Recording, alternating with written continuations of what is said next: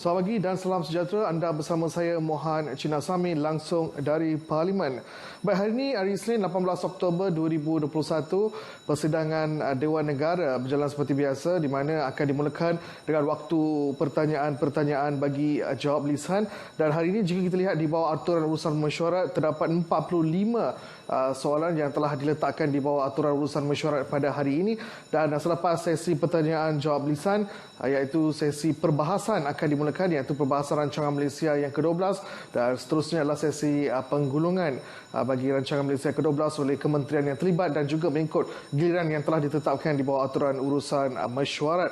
Dan untuk pengetahuan anda, dua lagi usul yang akan dibangkitkan di persidangan Dewan Negara, di mana kesemua usul ini telah pun diluluskan di Dewan Rakyat dan ketika ini akan dibacakan buat kali kedua di Dewan Negara. Antaranya adalah rang undang-undang langkah-langkah sementara bagi pembiayaan kerajaan penyakit coronavirus 2019 COVID-19 pindaan 2021 yang akan dibacakan oleh Menteri ataupun Timbalan Menteri Kewangan buat kali kedua sebelum ia akan diluluskan di Dewan Negara. Dan seterusnya adalah rang undang-undang kumpulan wang amanah negara pindaan 2021 akan turut dibacakan oleh Menteri atau Timbalan Menteri Kewangan buat kali kedua, dan juga rang undang-undang levy keuntungan luar biasa pindaan 2020 yang juga akan dikendalikan oleh Menteri atau Timbalan Menteri Kewangan bacaan kali yang kedua. Baik, kepada anda yang ingin ikuti persidangan Dewan Negara secara langsung, anda boleh layari laman sesawang rtmclick.rtm.gov.my atau menerusi pautan yang tertera di kaca TV anda.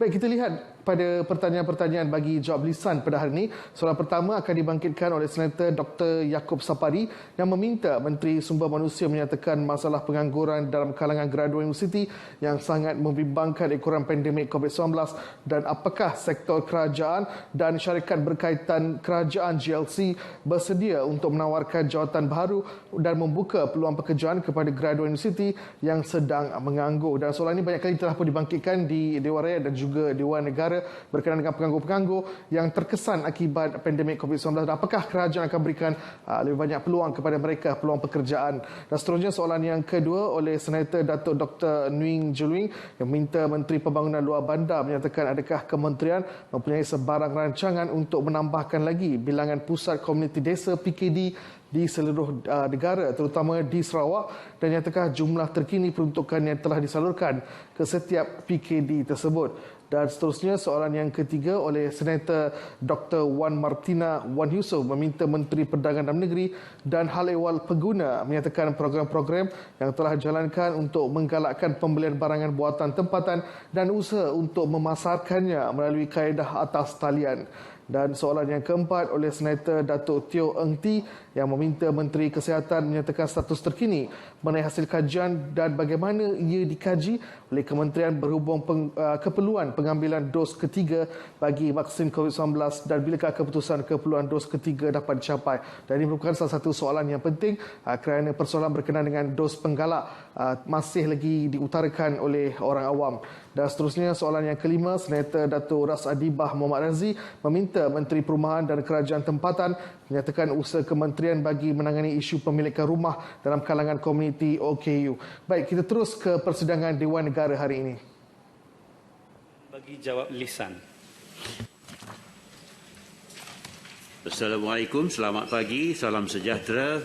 PN 1441 L05783 Dr. Yaakob bin Sapari.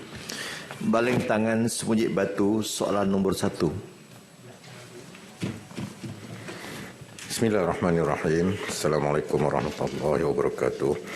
Tan Sri Yang Di-Pertua, menyentuh isu pengangguran dalam kalangan siswaza, statistik siswaza oleh Jabatan Perangkaan Malaysia melaporkan kadar pengangguran siswaza meningkat 0.5% daripada 3.9% pada 2019 kepada 4.4% pada 2020. Dalam mendepani isu pengangguran dan dalam kalangan siswaza, kerajaan melalui PKSO memperkenalkan program perantisan yang membuka peluang pekerjaan secara perantisan bagi golongan graduan melalui latihan peningkatan kemahiran dan kemahiran semula. Jumlah perantis yang telah mendapat peluang menjalani perantisan adalah seramai 44,843 graduan. Di samping itu, dengan kerjasama Microsoft Malaysia, program kemahiran digital bagi kerjaya hari esok turut dilaksanakan bertujuan untuk mendedahkan peserta kepada kursus dan pensijilan kemahiran digital berkonsepkan bersedia untuk masa depan, kemahiran insaniah dan peluang penempatan pekerjaan yang berpotensi. Selain daripada itu, kerajaan menerusi Talent Corp, agensi di bawah Kementerian Sumber Manusia telah merangka program Grant Fasilitasi Penempatan Latihan Industri atau dengan izin My Next Internship bagi memastikan graduan universiti memenuhi keperluan industri. Menerusi program ini, Talent Corp menyediakan pakej atau pembiayaan grant fasilitasi latihan industri bagi memastikan pembangunan graduan sedia industri diteruskan dan sebagai sokongan kepada industri kecil dan sederhana bagi membina saluran bakat dan mengekalkan kelestarian operasi susulan pandemik COVID-19. Inisiatif Short Term Employment Program ataupun MyStep. Dengan izin Tan Sri Yang di-Pertua, dengan peruntukan sebanyak 700 juta pula merupakan langkah jangka pendek untuk membantu meningkatkan peluang pekerjaan dan pendapatan kepada rakyat. Inisiatif ini disasarkan mampu menawarkan sejumlah 50,000 peluang pekerjaan secara kontrak, meliputi 35,000 peluang pekerjaan dalam sektor awam, merangkumi pelbagai bidang dan 15,000 peluang pekerjaan dalam syarikat berkaitan kerajaan atau JLC dengan fokus kepada sektor berasaskan bidang teknikal dan kewangan. Sehingga 31 Ogos 2021, seramai 47,672 orang telah diambil bekerja, di mana 35,917 orang telah ditempatkan di sektor swasta dan 11,755 orang ditempatkan di JLC dan rakan strategik mereka. Sekian, terima kasih. Tambahan? Ya. Datuk Jabatan. Dengan izin, terima kasih Tan Sri. Yang berhormat Menteri, Timbalan Menteri, menerusi Majlis Pekerjaan Negara, apakah fungsi kementerian dalam mewujudkan galakan kepada syarikat-syarikat berkaitan kerajaan GLC di bawah Kementerian Kewangan yang diperbadankan atau MOF Incorporated bagi mewujudkan peluang pekerjaan yang khusus kepada para graduan baru IPTA tempatan? Sekian, terima kasih. Terima kasih kepada Yang Berhormat Datuk Senator Kesaban. Kita juga sentiasa mendapat maklumat. Tan Sri Yang di-Pertua, kita sentiasa mendapat maklumat daripada Jabatan Statistik Perangkaan Negara untuk kita menyelaras graduan-graduan dalam pasaran yang dah menganggur atau unemployed in market dengan izin, dan juga yang sedang belajar dan akan keluar.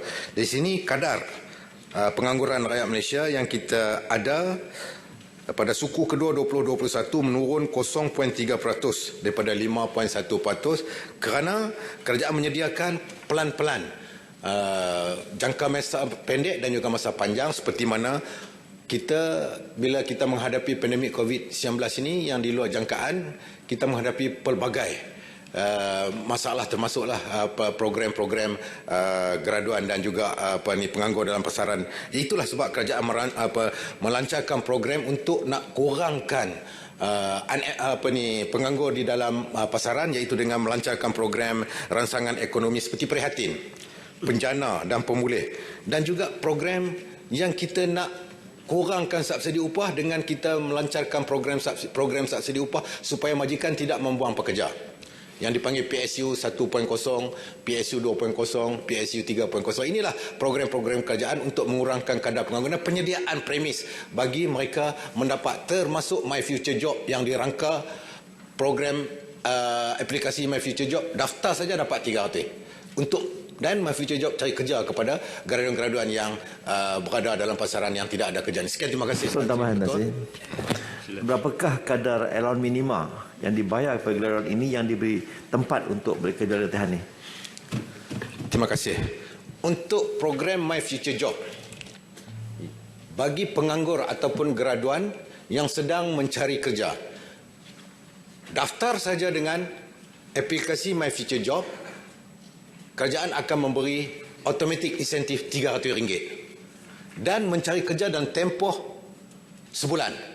Katakanlah dalam masa tempoh sebulan tak dapat lagi kerja, tak ada job matching ataupun tak ada persepadanan kerja, lagi kerajaan bagi melalui My Future Job ini, aplikasi My Future Job ni bagi lagi RM300, jadi RM600. Cari lagi kerja sehinggalah beliau mendapat pekerjaan, dan bila dapat saja letter offer, lagi RM400 sebagai insentif permulaan untuk dia memulakan pekerjaan.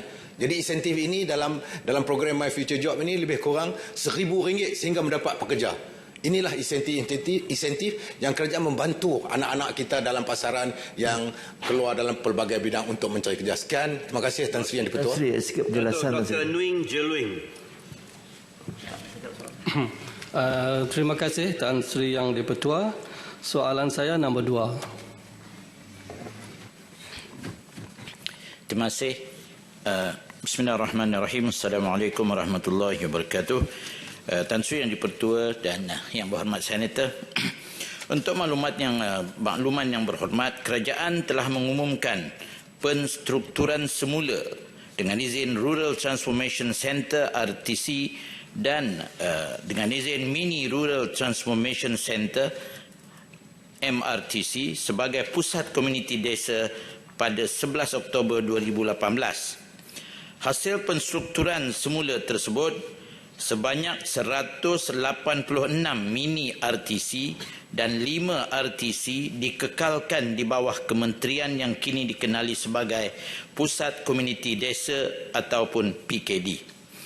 Ini menjadikan bilangan PKD di seluruh negara sebanyak 191 PKD termasuk di Sabah dan Sarawak, dengan pertambahan fungsi untuk memberikan perkhidmatan yang lebih baik kepada masyarakat luar bandar setempat agar selari dengan moto PKD, iaitu satu hentian pelbagai perkhidmatan. Untuk makluman yang berhormat juga, buat masa sekarang kementerian belum mempunyai sebarang rancangan untuk menambah lagi bilangan pusat komuniti desa di seluruh negara. Tumpuan pada masa ini ialah untuk memperkasakan peranan 191 PKD sedia ada melalui projek pemerkasaan PKD di bawah peruntukan pembangunan rancangan Malaysia ke-12 berjumlah ringgit Malaysia 20 juta. Di samping itu, kementerian juga diperuntukkan dengan peruntukan mengurus berjumlah ringgit Malaysia 3.302 juta bagi menampung perbelanjaan pengurusan 191 pusat komuniti desa bagi tahun 2021. Terima kasih. Soalan tambahan, Tan Sri. Terima kasih Tan Sri Yang di-Pertua. Terima kasih Menteri atas jawapan diberi. Soalan tambahan, apakah aktiviti-aktiviti yang dijalankan di pusat komuniti desa dan kesannya memupuk perpaduan rakyat dan mempromosi keusahaan di kalangan rakyat setempat? Terima kasih. Terima kasih YB Senator Yang Berhormat Tan Sri Yang-Pertua.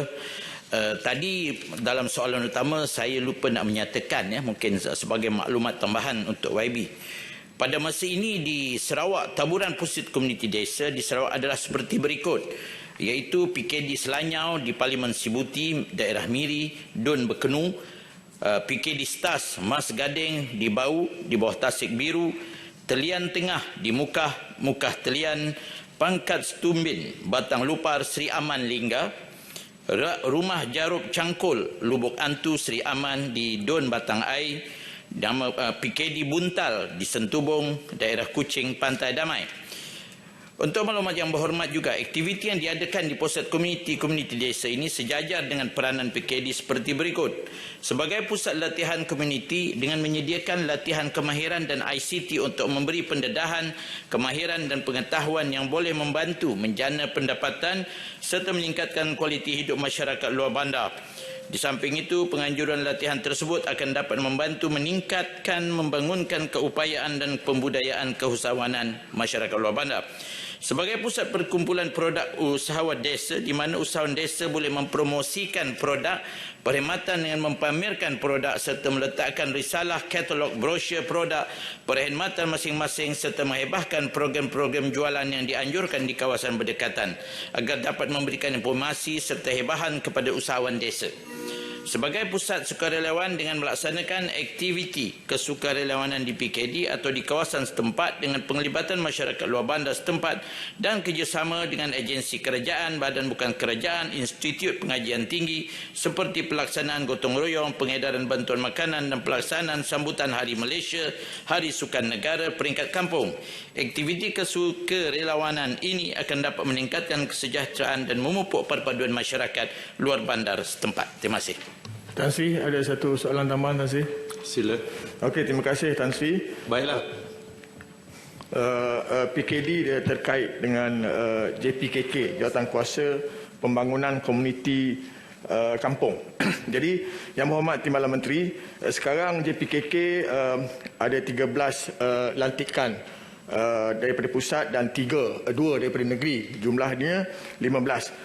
Memandangkan penduduk semakin padat, semakin ramai, apakah kerajaan ataupun kementerian tidak bercadang untuk tambah lagi 5 anggota jawatankuasa lantikan daripada pusat?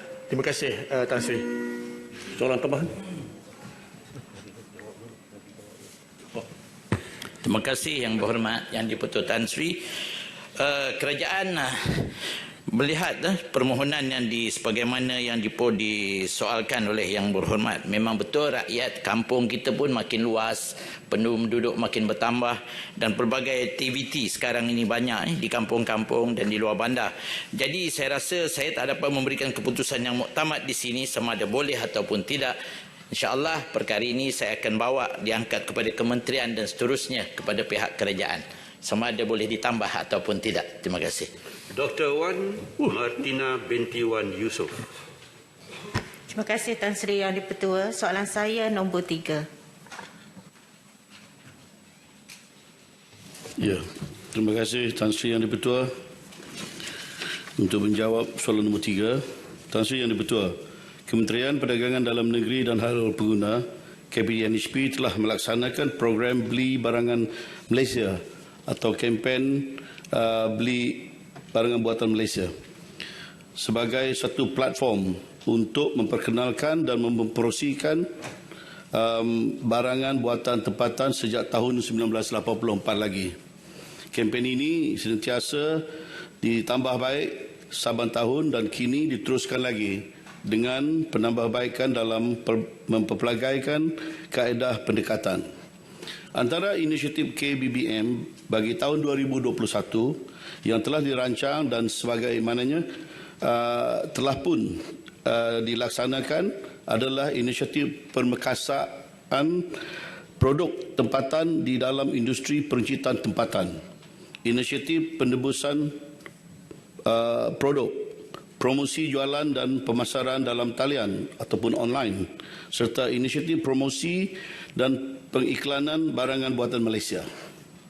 Sejajar dengan pendigitalan sektor ekonomi serta tumpuan perbelanjaan secara dalam talian oleh pengguna, Kementerian telah mengadakan kerjasama strategik bersama 3 buah penyedia platform dalam talian atau yang dikatakan marketplace yang mempunyai jumlah pengunjung tertinggi di Malaysia, iaitu Shopee, Lazada dan PG Mall. Inisiatif strategik yang telah dilaksanakan oleh ketiga-tiga marketplace ini adalah satu, penghasilan landing page khusus untuk KBBM dengan menempatkan pelbagai kategori produk tempatan yang secara langsung memudahkan pengguna untuk mencari dan membeli produk tempatan. Yang kedua, untuk menyediakan diskaun dan kupon bagi pembelian produk-produk tempatan seperti Purchase with Purchase, PWP. Dan ketiga, menyediakan pelbagai jenis promosi berbentuk pengiklanan digital serta voucher free shipping kepada jenama-jenama produk tempatan. Kerjasama ini diteruskan berdasarkan keberkesanan inisiatif-inisiatif yang telah dilaksanakan sebelum ini dengan memberi fokus kepada produk tempatan. Keputusan ini juga mengambil kira faktor kecenderungan pengguna untuk berbelanja melalui dalam talian serta ditambah pula dengan situasi semasa seperti pelaksanaan fasa-fasa pelan pemulihan negara, pergerakan pengguna yang terhad dan risiko penularan pandemik COVID-19. Sekian, terima kasih. Soalan tambahan. Terima kasih Yang Berhormat Menteri.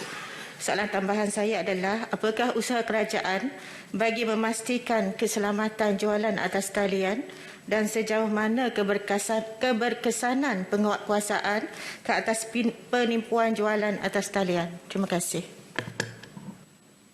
Tuan Sri Yang Di-Pertua, Kementerian sangat memandang serius ke atas penipuan transaksi dalam transaksi atas talian yang dilaporkan oleh pengguna.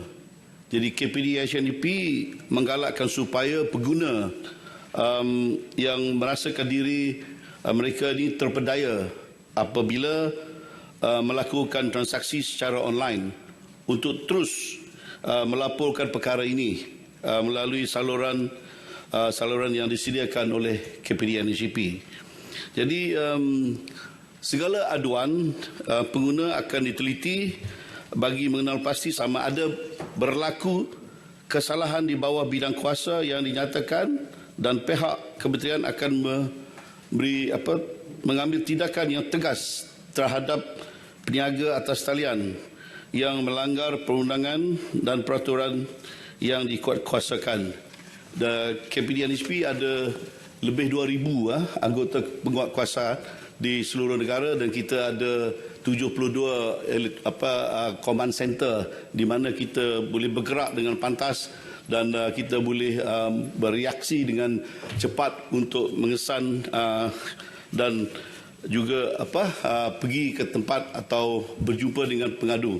Jadi bermula dari Januari tahun hingga 17 Oktober 2021 sebanyak 9,666 aduan telah diterima di mana semua aduan tersebut telah disiasat di bawah pelbagai salah laku urus niaga perdagangan elektronik merangkumi subkategori aduan dan jumlahnya ada 7 kategori. Mungkin tak ada masa untuk kita nak sebut, jadi saya akan panjangkan tambahan maklumat tambahan ini kepada Yang Berhormat secara bertulis. Terima kasih. Terima kasih Yang Berhormat Menteri. Datuk Teo Eng T. Terima kasih. Tan Sri Yang Di-Pertua, soalan saya nombor 4.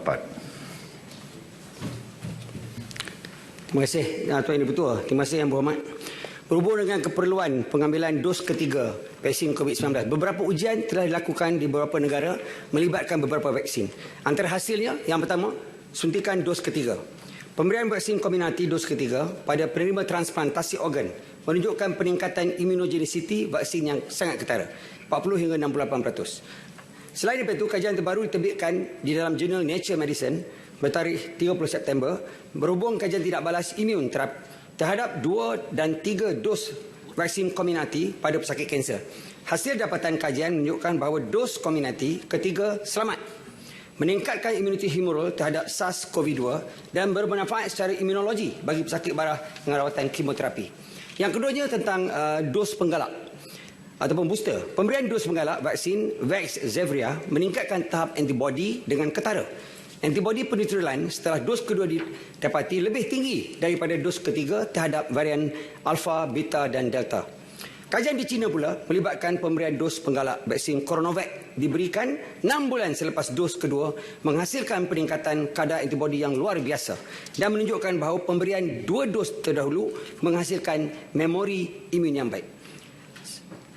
Tuan Yang Betul, hasil kajian yang dijalankan di Israel yang melibatkan 1.137 juta orang berumur 60 tahun ke atas yang telah menerima 2 dos lengkap Comirnaty menunjukkan bahawa setelah 12 hari menerima dos penggalak, kadar jangkitan di kalangan kumpulan ini adalah lebih rendah berbanding kumpulan yang tidak menerima.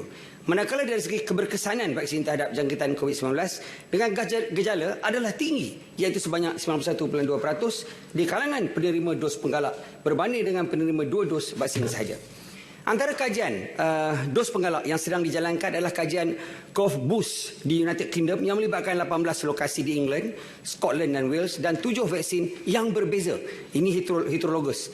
Kajian ini menilai keselamatan, tidak balas dan dos penggalak bagi COVID-19 dos vaksin terhadap SARS-CoV-2 dalam kalangan individu yang menerima lengkap vaksin Comirnaty dan juga Oxford AstraZeneca.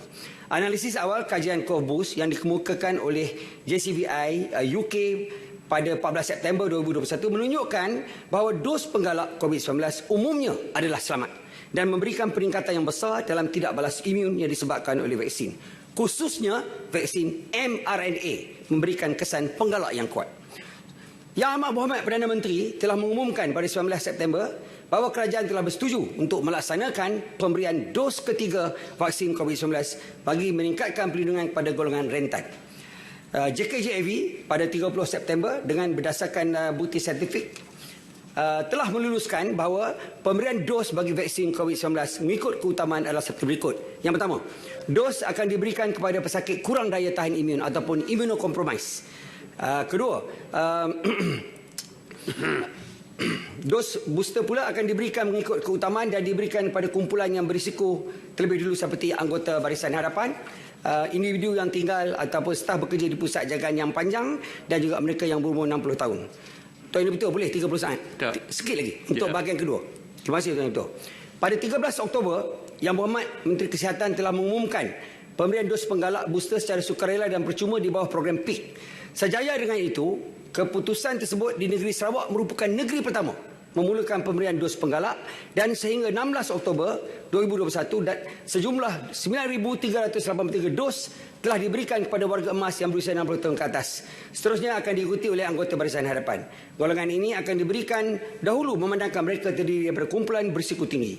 Penerima dos penggalak tersebut terdiri daripada individu yang menerima dos lengkap vaksin Comirnaty sekurang-kurangnya 6 bulan yang lepas. Golongannya ini akan menerima dos penggalak jenis yang sama ataupun homologous, iaitu vaksin Comirnaty memandangkan hanya Comirnaty yang mendapat kelulusan syarat oleh PKPD pada 8 Oktober 2021. Terima kasih Tuan Yang Betul. Tan Sri. Boleh tidak dimohon kementerian terjemahkan perkataan antibody? Boleh ke dijadikan antibadan? Antibadan. Ya, saya ingat antibody Tuan Yang Betul. Itu permohonan. Ya, saya cuba ni. Ada tambahan tadi? Antibadan. Ya, saya. Silakan. Terima kasih. Tan Sri Yang Dipertua, soalan tambahan saya. Adakah kerajaan akan mengubah undang-undang mewajibkan semua rakyat Malaysia menerima vaksin pada masa yang akan datang? Terima kasih Yang Berhormat. Mendapat vaksin ini adalah perkara yang sangat penting. Sebab tu tagline kita ialah lindung diri, lindung semua. Lindung diri kita, nak lindung semua dan juga nak lindung mereka-mereka yang tidak boleh menerima vaksin disebabkan kesakitan dan sebagainya. Jadi pada ketika ini vaksin diberikan secara percuma dan vaksin diberikan secara sukarela termasuk booster. Dan tidak ada paksaan. Tetapi kerajaan terutamanya KKM setiap hari kita menyarankan betapa pentingnya kita mengambil vaksin ini untuk keselamatan semua rakyat Malaysia hari ini. Jadi pada ketika ini juga kita belum lagi memutamatkan sama ada orang itu adalah wajib untuk mengambil vaksin untuk COVID-19. Terima kasih. Terima kasih Tan Sri.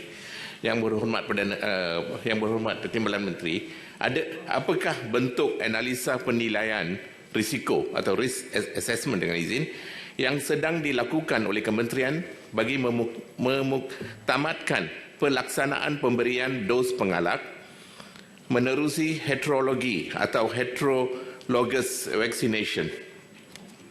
Terima kasih. Terima kasih Yang Berhormat. Satu soalan yang penting sebab apa banyak juga orang bertanya kita. Saya terima vaksin Sinovac 1 dan juga 2. Jadi macam mana saya nak terima dos vaksin Pfizer BioNTech? Ini berkenaan dengan sama ada vaksin diberikan homologous ataupun heterologous. Sama ada vaksin yang sama atau vaksin yang berbeza. Tadi saya telah nyatakan kajian-kajian, terutama Covbus daripada di UK tadi, yang belum dipamerkan lagi, tetapi menyatakan bahawa heterologous adalah selamat dan berkesan.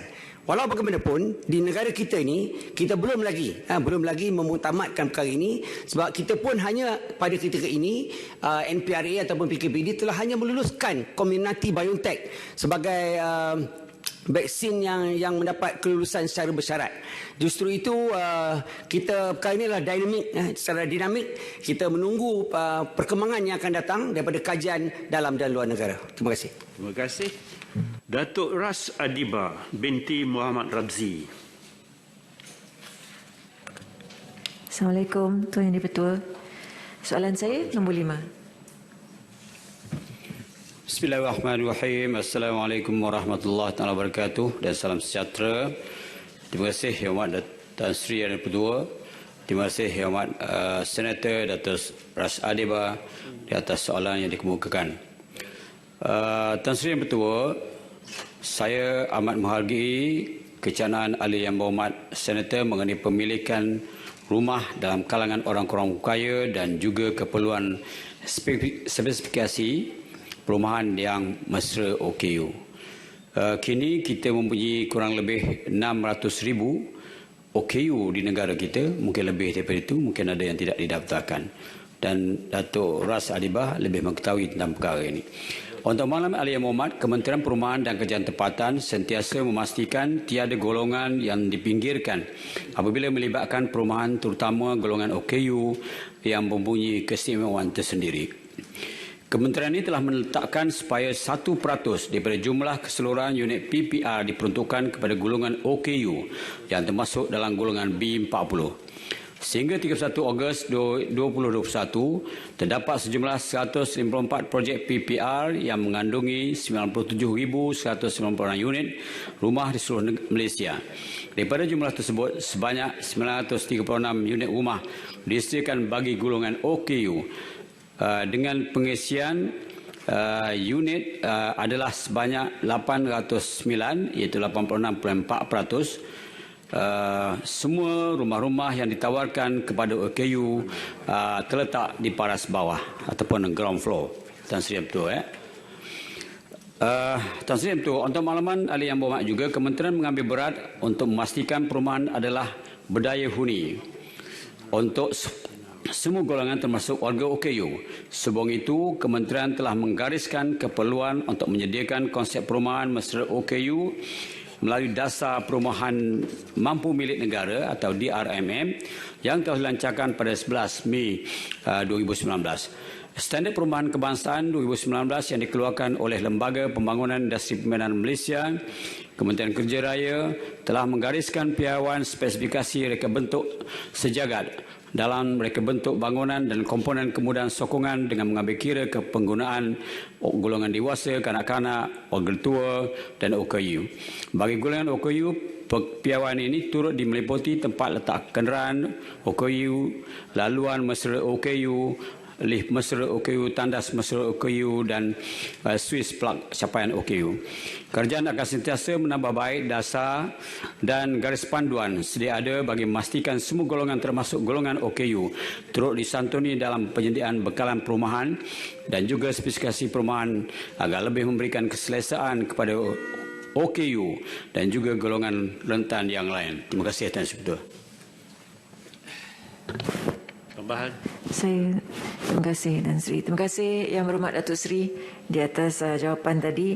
Cuma saya ingin tanya, apakah tindakan yang akan diambil terhadap pemaju-pemaju yang gagal mengikuti spesifikasi dalam membina rumah untuk kami? Terima kasih. Tan Sri Ketua, terima kasih Yang Amat Datuk Ras Aribah. Sebenarnya Kementerian bertanggungjawab bagi memastikan pemaju-pemaju mematuhi syarat-syarat yang telah ditetapkan, bukan saja di bawah Akta Orang Kurang Upaya, Akta 685, bahkan kita ada standard industri pembinaan perumahan yang menggariskan syarat-syarat yang perlu dipatuhi oleh pemaju-pemaju. PBT juga perlu memastikan perincian keperluan OKU yang perlu ada dan tidak akan meluluskan pelan bangunan selagi ianya tidak mematuhi keperluan OKU seperti mana yang ditetapkan. Kita ada Datuk Ras Aribah peraturan-peraturannya dan kita akan implement, penguatkuasakan peraturan ini. Kalau mereka tidak mengikut peraturan seperti mana YB Senator sebutkan tadi, kita akan luluskan pelan bangunan mereka dan mereka tidak boleh buat bangun sebagainya. Terima kasih Datuk. Tuan Aknan Ehtuk. Terima kasih Tan Sri. Soalan saya nombor 6.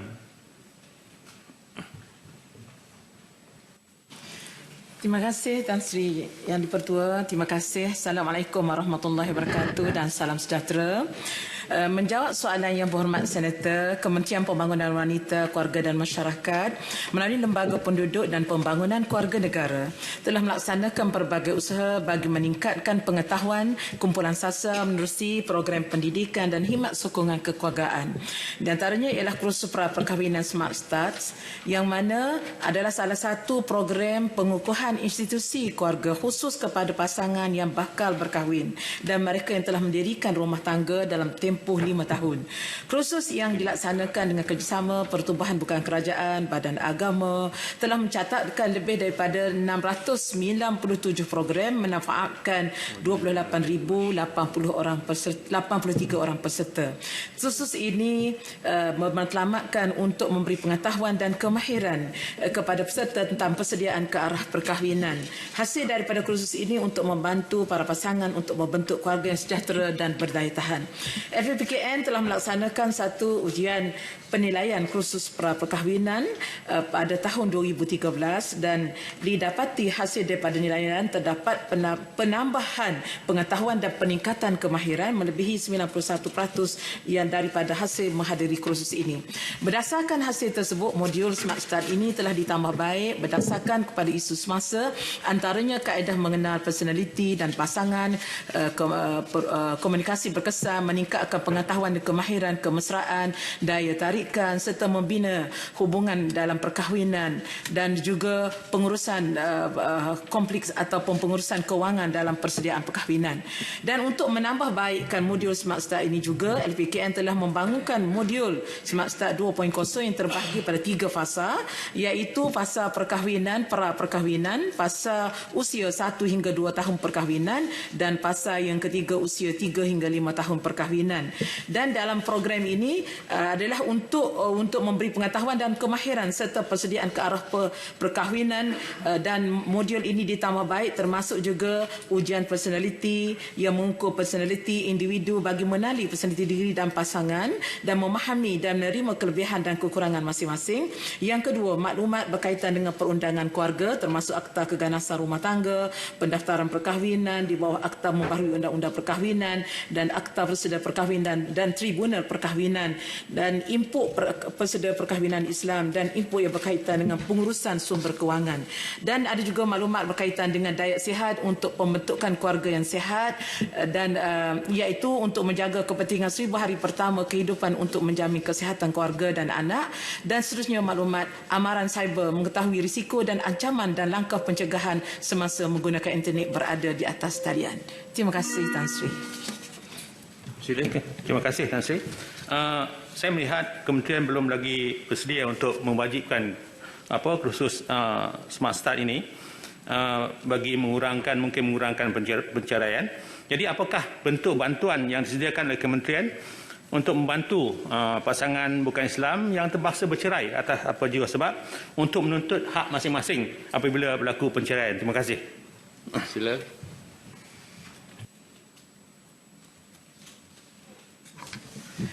Terima kasih Yang Berhormat Senator di atas soalan tambahan yang dikemukakan. Memang sebagaimana yang Yang sebut tadi, memang kita tidak mewajibkan modul ini kepada setiap pasangan. Dia bergantung kepada permohonan dan permintaan pasangan tersebut. Sebab khusus modul yang wajib ini telah dilaksanakan di bawah, kalau pasangan Islam di bawah Jabatan Agama Islam ataupun di bawah JAKIM sendiri yang menyediakan modul-modul untuk pasangan Islam.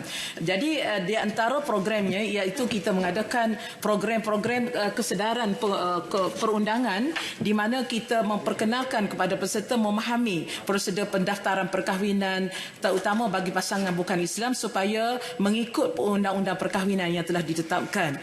Yang mana pada objektif khusus ini adalah untuk supaya peserta ini dapat mengetahui dengan tepat bagaimana prosedur perkahwinan, pendaftaran, mengetahui hak suami dan isteri dalam perkahwinan, menyatakan tindakan perlu dilakukan apabila timbul masalah keluarga dan mengetahui tindakan yang boleh diambil sekiranya ada pasangan yang melanggar mana-mana peruntukan undang-undang. Dan kita latih mereka untuk mereka hazam terutama berkaitan dengan akta keganasan rumah tangga, pendaftaran perkahwinan termasuk prosedur perkahwinan. Jadi kita harapkanlah dengan kursus ini boleh membantu pasangan yang bukan Islam. Terima kasih. Soalan tambahan Tan Sri. Dato' Isa. Terima kasih Tan Sri. Saya ingin bertanya kepada Kementerian, program SMART ini adakah kita membuat pendekatan by etnik? Sebab walau kita bercakap yang bukan Islam, termasuk juga Siam dan orang asli Sabah Sarawak. Sebab kita melihat budaya juga mempengaruhi dalam program ini. Mohon penjelasan. Sila, Timbalan Menteri. Ya, terima kasih di atas soalan tambahan yang dikemukakan.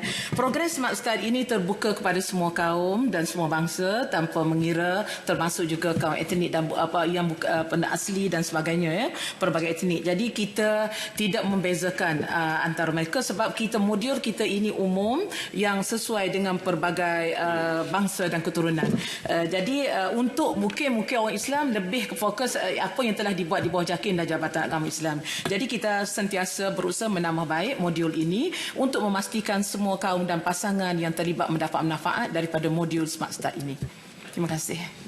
Soalan tambahan yang kedua boleh? Boleh, sebab baru ni dikhabarkan perceraian paling hebat. Ya, soalan saya berkaitan dengan kalau yang itu, concern ataupun keprihatinan Tan Sri Speaker. Terima kasih. Soalan saya, pandemik telah menunjukkan peningkatan perceraian yang sangat tinggi di kalangan umat Islam, khususnya berkaitan dengan faktor ekonomi dan juga keganasan rumah tangga. Jadi soalan saya kepada Timbalan Menteri, apakah langkah yang telah diambil oleh kerajaan untuk menangani keruntuhan ataupun institusi keluarga ini dalam tempoh pandemik, khususnya dalam modul-modul Smart Start? Terima kasih, Tan Sri. Okay, terima kasih Tan Sri, terima kasih Yang Berhormat Senator. Ya, daripada statistik yang saya ada, bagaimana penceraian sehingga Ogos 2021 melibatkan non-Muslim sebanyak 14,747 keluarga dan yang Muslim 66,440 keluarga yang terlibat sehingga statistik sehingga Ogos 2021. Dan tanggungjawab untuk memastikan keutuhan keluarga ini adalah tanggungjawab semua pihak, merentasi semua kementerian, dan yang paling penting ialah pasangan itu harus bertanggungjawab dan bertaat di atas pasangan masing-masing. Melalui Kementerian Pembangunan Wanita, Keluarga dan Masyarakat, kita mengadakan perkhidmatan kaunseling perkahwinan kekeluargaan. Dan setakat ini kita telah mengadakan 4,415 sesi kaunseling yang melibatkan 26,808 klien. Dan juga kita juga mengadakan program kolaborasi bersama dengan NGO untuk pendidikan keibubapaan secara hibrid juga, iaitu untuk memastikan supaya mereka sama-sama bertanggungjawab untuk memelihara keluarga. Dan kita telah melaksanakan 234 program yang melibatkan 16,430 orang keluarga yang terlibat. Dan juga kita menyediakan talian hotline Family Care iaitu 1800-820300 di bawah LPPKN, di bawah kementerian kami, sebagai talian khas untuk perkhidmatan kaunselor profesional dalam isu kekeluargaan dan perkahwinan bagi membantu keluarga-keluarga yang memerlukan bimbingan. Terima kasih Tan Sri. Terima kasih. Susah juga hati kita melihat 14,700 bukan Islam dan Islam 66,000 cerai. Tapi itu barangkali kementerian akan menyusul. Datuk Wira Osman bin Aziz. Assalamualaikum Tan Sri, mohon izin untuk berpantun pagi ini. Awan gelap di hujung sana, angin kuat musim tengkujuh. Rakan Menteri yang bijaksana, mohon dijawab soalan 7. Makan-makan buah kera, letak-letak tepi sawah, eloklah dijawab dengan segera supaya hati tidak geledah. Terima kasih. Bismillahirrahmanirrahim. Terima kasih Tan Sri Yang di-Ketua yang tolong menjawab bagi pihak saya. Dan juga terima kasih kepada sahabat yang berhormat Senator Datuk Wira Osman Aziz. Berdasarkan statistik sistem insurans pekerjaan PKSO, bilangan tenaga pekerja baru dalam kalangan graduan yang berjaya diserapkan dalam pasaran pekerjaan bagi tahun 2019 adalah seramai 5,018 orang. Manakala pada tahun 2020, seramai 45,447 orang. Dalam mendepani situasi ini, kerajaan memperkenalkan program perantisan yang secara tidak langsung membuka peluang pekerjaan secara perantisan bagi golongan graduan. Para graduan yang dilantik sebagai perantis layak untuk menjalani latihan bagi peningkatan kemahiran dan kemahiran semula.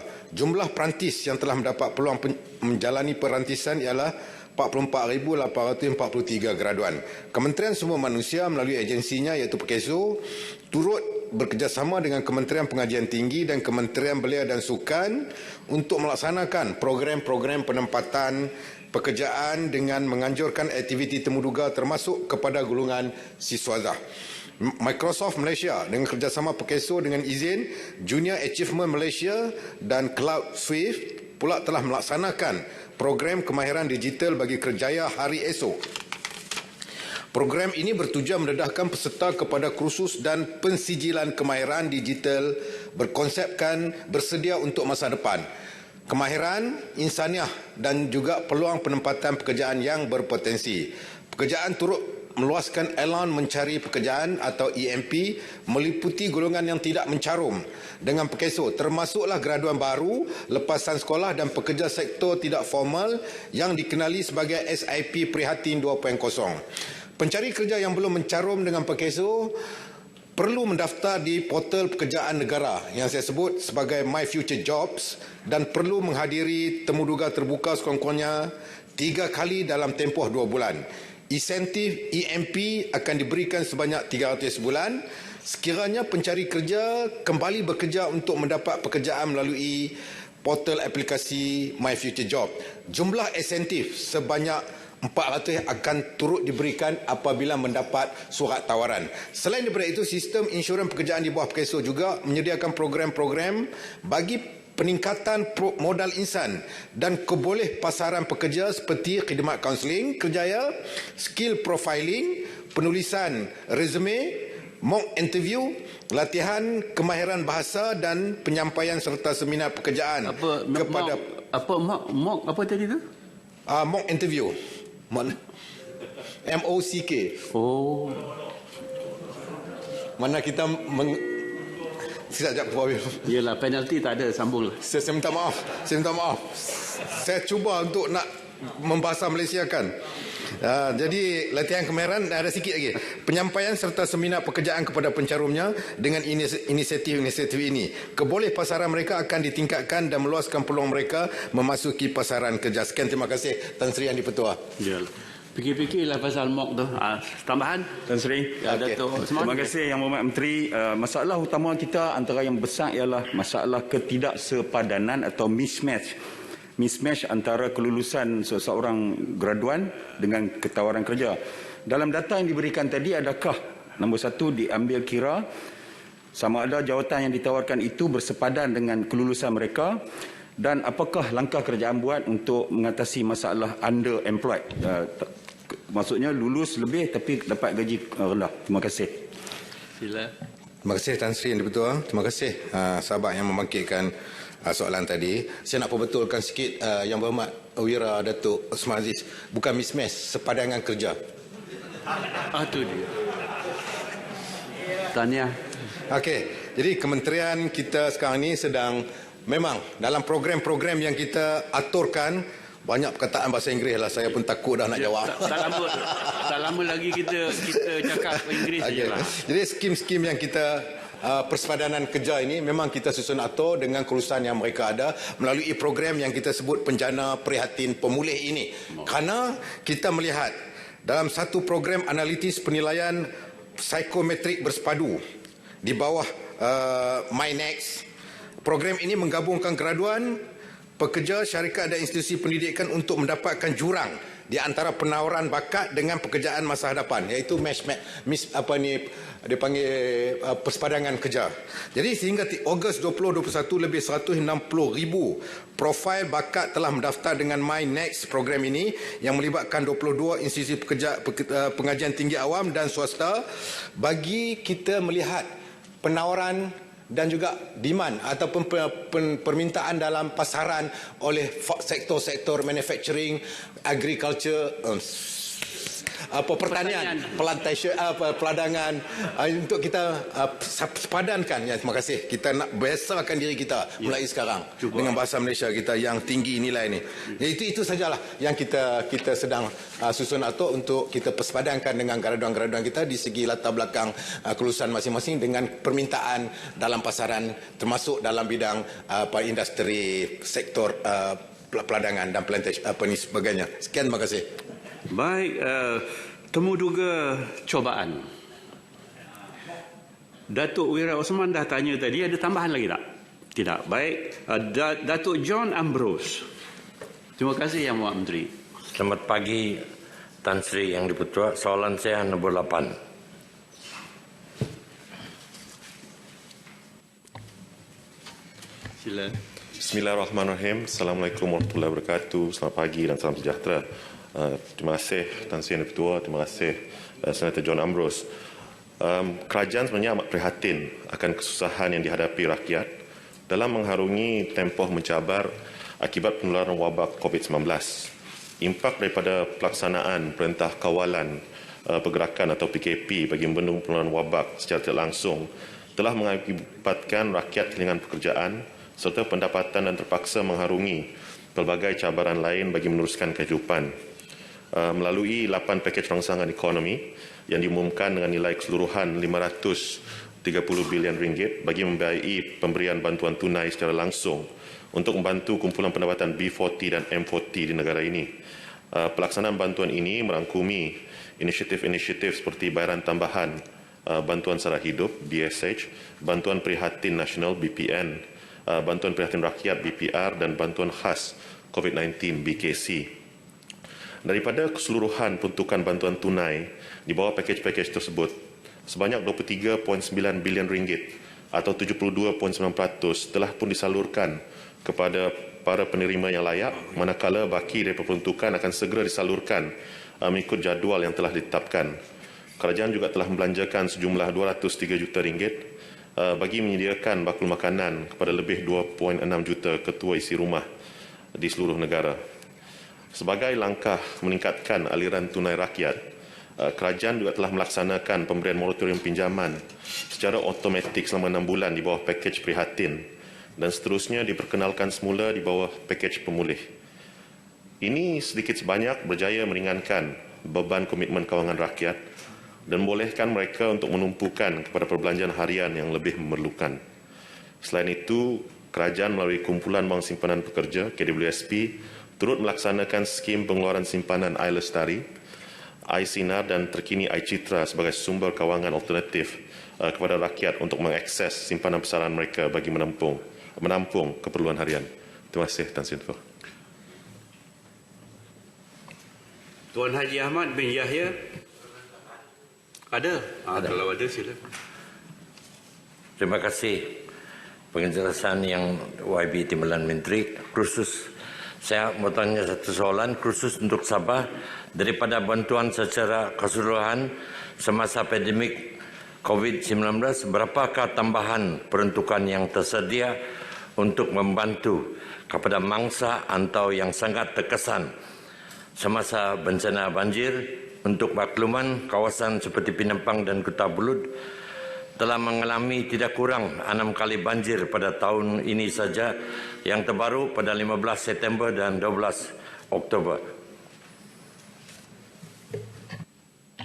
Sila. Terima kasih Tan Sri Yang Ketua. Terima kasih kepada Yang Berhormat Senator John Ambrose. Saya sangat terkesan juga memandangkan kebanjiran 6 kali setahun itu memanglah luar biasa. Namun perkara ini Tan Sri Yang Ketua adalah di bawah NATMA, di bawah JPM, bukanlah di bawah Kementerian Kewangan. Dan apa-apa juga permohonan daripada NATMA itu kita akan pertimbangkan di peringkat Kementerian Kewangan mengikut kemampuan kita. Terima kasih Tan Sri Yang Ketua. Tuan Haji Ahmad bin Yahya. Mohon satu lagi soalan tambahan. Datuk Osman, silakan. Terima kasih Tan Sri Yang Di-Pertua. Yang Berhormat Menteri, apabila kerajaan membantu yang begitu banyak melalui BPN apa semua ni, adakah kita membuat satu kajian atau tengok kesan gandaan terhadap ekonomi setempat, pasar malam apa semua ni? Yang kedua, bila kita bagi bantuan bakul makanan yang begitu banyak seluruh negara ni, sebenarnya kedai-kedai runcit ni duk komplain. Dia orang ni terkesan sebab rakyat ada tak beli barang-barang asas kepada mereka. Apakah langkah yang diambil untuk mengatasi masalah-masalah ini? Terima kasih. Terima kasih Datuk Wira. Banyak bantuan yang kita berikan dan kita juga mempunyai data daripada pangkalan LHDN dan semua agensi di mana kita rangkumkan sekali dan kita akan membuat penilaian tentang keberkesanan program itu dan sudah tentu dari masa ke semasa kita akan perbaiki keberkesanan program itu. Sama juga macam moratorium baru-baru ini, kita tidak lagi membuat secara blanket tapi kita membuat secara pendekatan yang bersasar di mana mereka yang betul-betul memerlukan dan betul-betul terkesan dapat kita bantu. Terima kasih Tan Sri Ketua. Tuan Haji Ahmad bin Yahya. Assalamualaikum, salam sejahtera. Soalan saya nombor 9. Terima kasih. Terima kasih Tan Sri Yang Di-Pertua. Terima kasih Yang Berhormat. Tuan Yang Di-Pertua, bagi memastikan setiap kelompok vaksin COVID-19 yang diterima di Malaysia adalah kelompok yang asli dari penghilang vaksin, setiap kelompok vaksin akan melalui proses lot release. Ini Tan Sri, saya dah tanya dah, lot release ni dia tak jumpa. Tapi kalau ikut saya, pelepasan lot ataupun lot terlepas. Sebelum ia digunakan, Pertubuhan Bangsa-Bangsa Bersatu telah menetapkan lot release sebagai satu keperluan yang perlu dilaksanakan oleh badan regulatory sesebuah negara ke atas vaksin yang didaftarkan. Apa istilah yang Berhormat sebut tadi? Pelepasan lot. Tak. Tu dia clock ke apa? Dia tak apa, kemudian kita cerita. Mereka tak jumpa sebenarnya. Ya.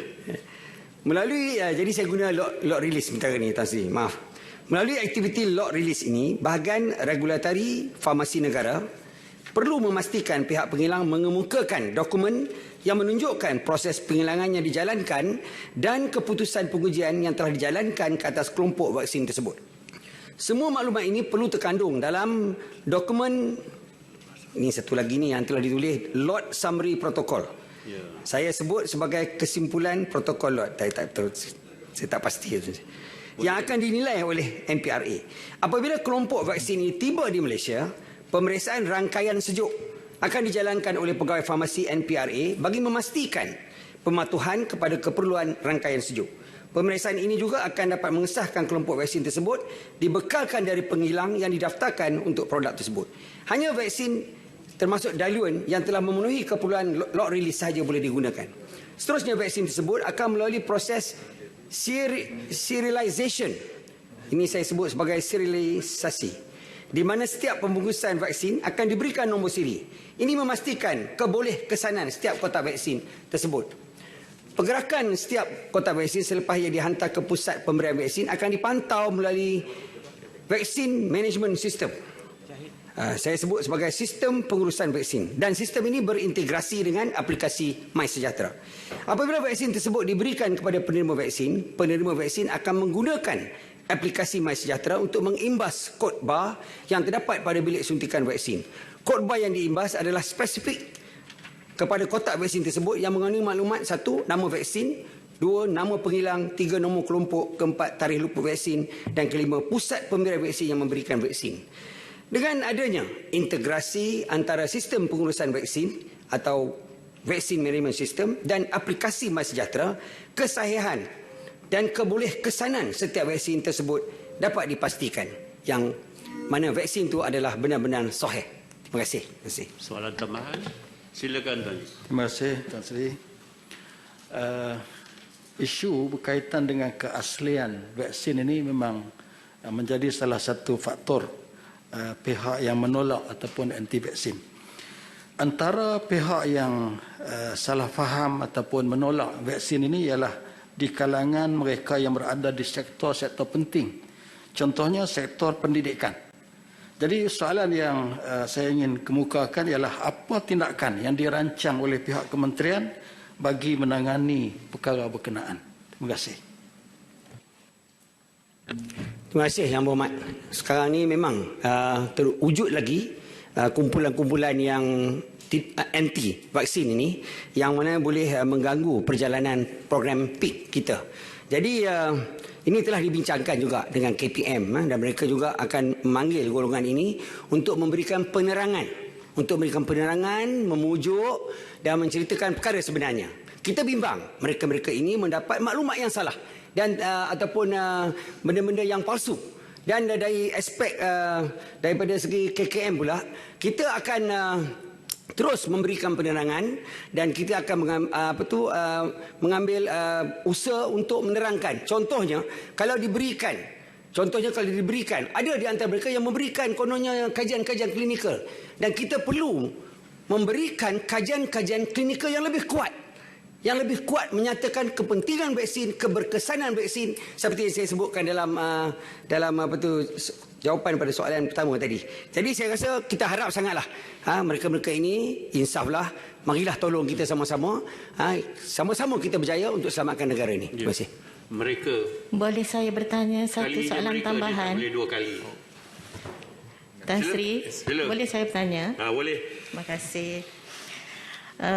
Adakah tindakan kerajaan kepada yang keliru, kumpulan anti vaksin yang keliru terhadap data-data yang terdapat di dalam COVID Now dan mereka menggunakan bagi mempengaruhi orang yang belum divaksinkan? Contohnya kadar kematian mengikut kadar vaksinasi. Bila kita melihat seimbas lalu, kita yang faham ni pun mula-mula akan terkejut dengan data tersebut. Apatah lagi orang yang tak fahamlah. Jadi apa tindakan kerajaan supaya kekeliruan ni tidak timbul? Terima kasih. Dari Dr. Hajah Martina. Terima kasih Tan Sri, betul. Terima kasih Yang Berhormat. Satu soalan yang penting. Saya juga berpendapat bahawa kumpulan yang anti vaksin ini sebenarnya perlu diberi perangan yang sebetul-betulnya. Apa kata kalau kumpulan yang anti vaksin ini datang berjumpa dengan KKM? Berjumpa secara bersemuka, kita bincang, kita terangkan. Kita ada pakar-pakar kita, bukan kita buat keputusan sembrono. Kita buat keputusan atas kelulusan yang diberikan oleh NPRA melalui PKPD. Kita buat keputusan atas kajian dalaman dan juga kajian luar negara dan amalan-amalan yang selamat dijalankan di luar negara. Kita dah nyatakan bahawa vaksin ini bukanlah penyembuh. Vaksin ini adalah untuk meningkatkan imuniti badan kita dan dia bukanlah kata kita tak akan kena penyakit. Kajian tadi telah menyatakan ada peratusannya.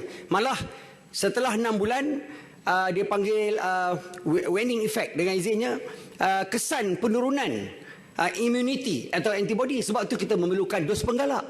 Jadi saya nak sarankan Yang Berhormat dan semua bahawa kalau ada kumpulan ini, why not, kenapa tidak kita jumpa?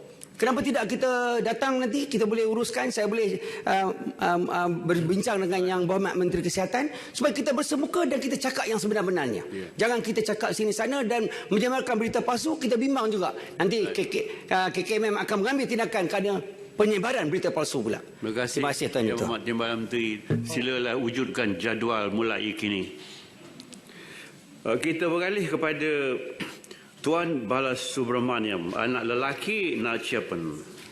Salam sejahtera. Terima kasih Tan Sri Yang Dipertua. Soalan saya nombor 10. Mohon Yang Berhormat Menteri Datuk Seri Wan Junaidi.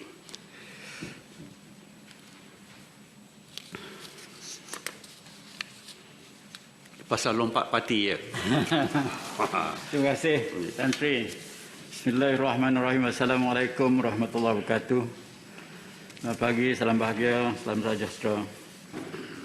Tan Sri Yang Di-Pertua, cadangan untuk mewujudkan satu peruntukan undang-undang berkaitan anti lompat parti merupakan salah satu daripada agenda transformasi kerajaan yang bertujuan memastikan reformasi dan pembaharuan dalam pentadbiran kerajaan, khususnya peranan institusi parlimen akan terus diperkasakan. Dalam hal ini, kerajaan komited untuk memastikan undang-undang berkaitan anti lompat parti yang akan digubal dapat melindungi hak rakyat negara ini yang telah memberi undi serta kepercayaan tinggi kepada ahli politik ketika proses pilihan raya. Selaras dengan perkara ini dan mengambil kira kewajaran untuk membentangkan dilaksana secepat mungkin, kerajaan akan memastikan sesi libat urus yang menyeluruh diadakan bersama pihak kepentingan.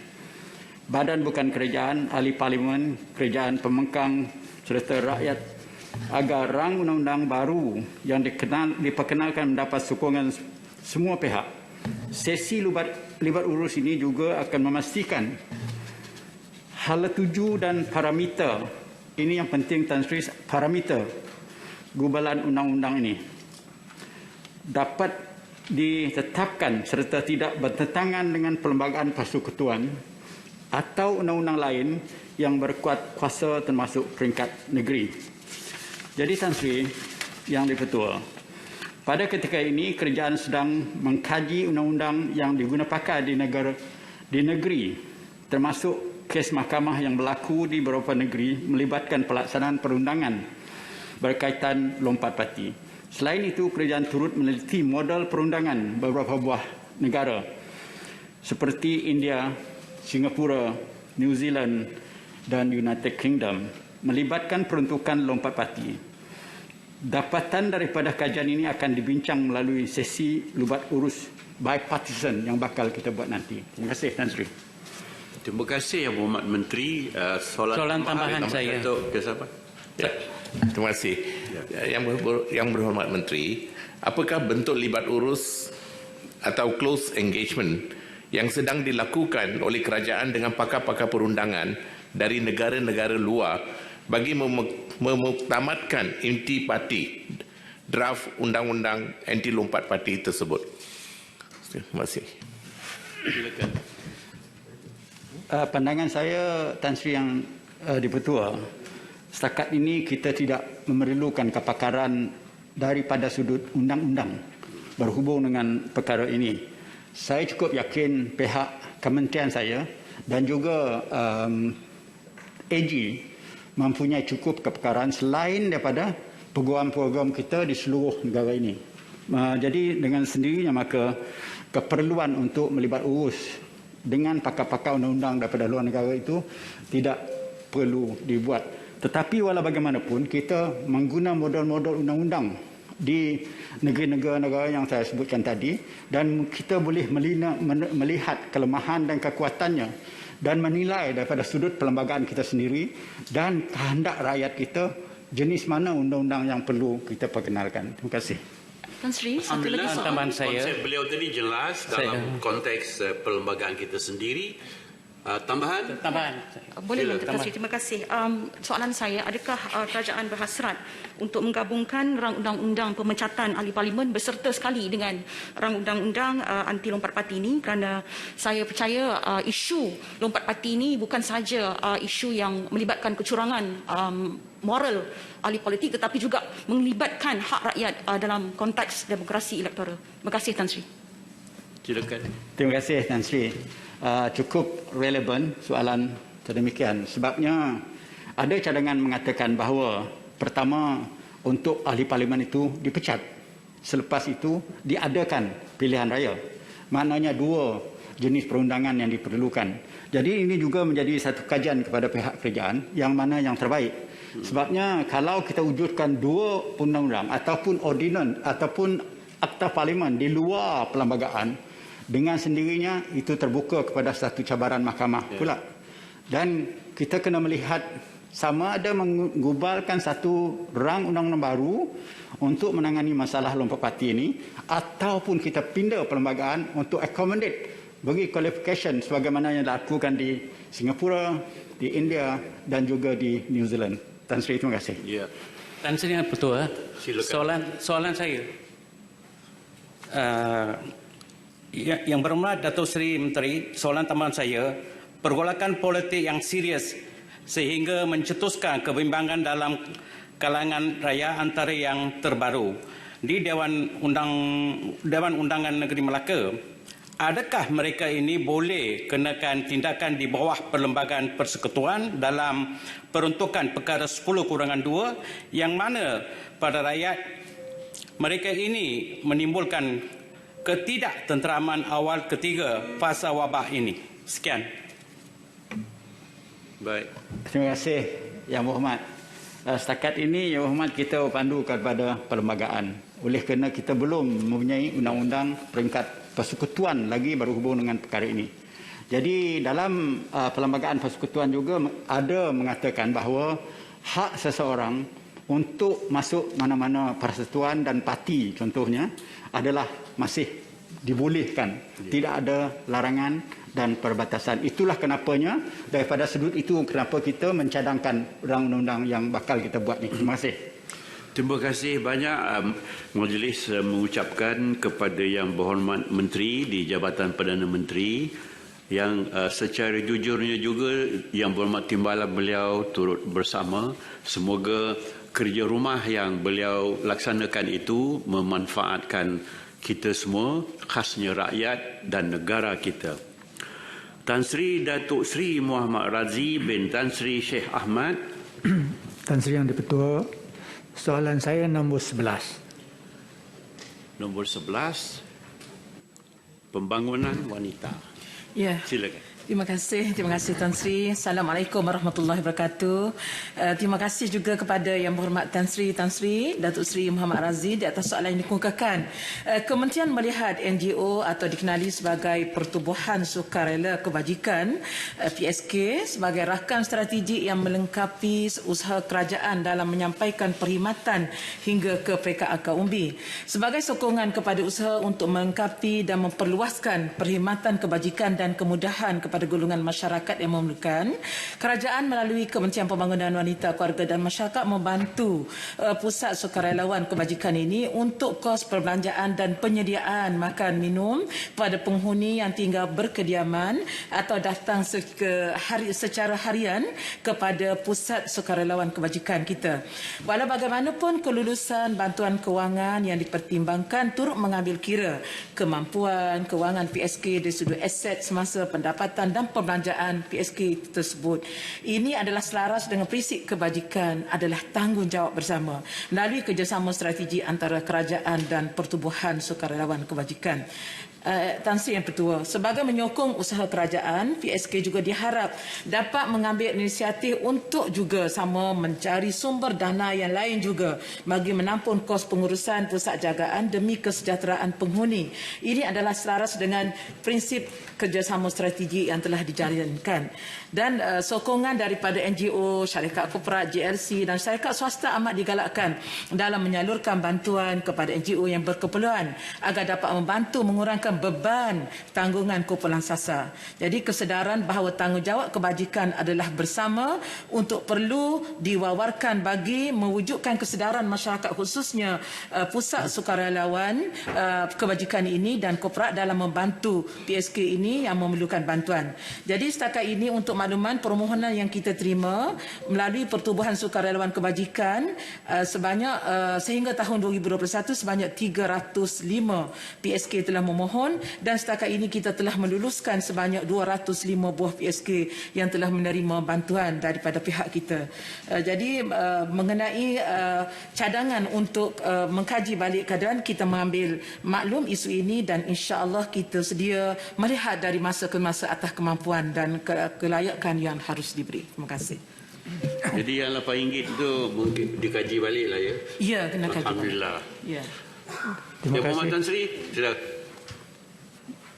Itu soalan tambahan saya ialah RM8 itu kalau dikaji balik memandangkan bahawa kebelakangan ini kerajaan telah mengeluarkan beribu-ribu, berbilion-bilion bantuan kepada warga negara Malaysia kita.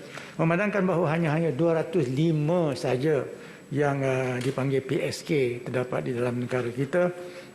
Saya difahamkan bahawa bilangan anak-anak yatim tidak melebihi 5,000. Jadi saya mintalah confirmation daripada pengesahan daripada Timbalan Menteri. Sila.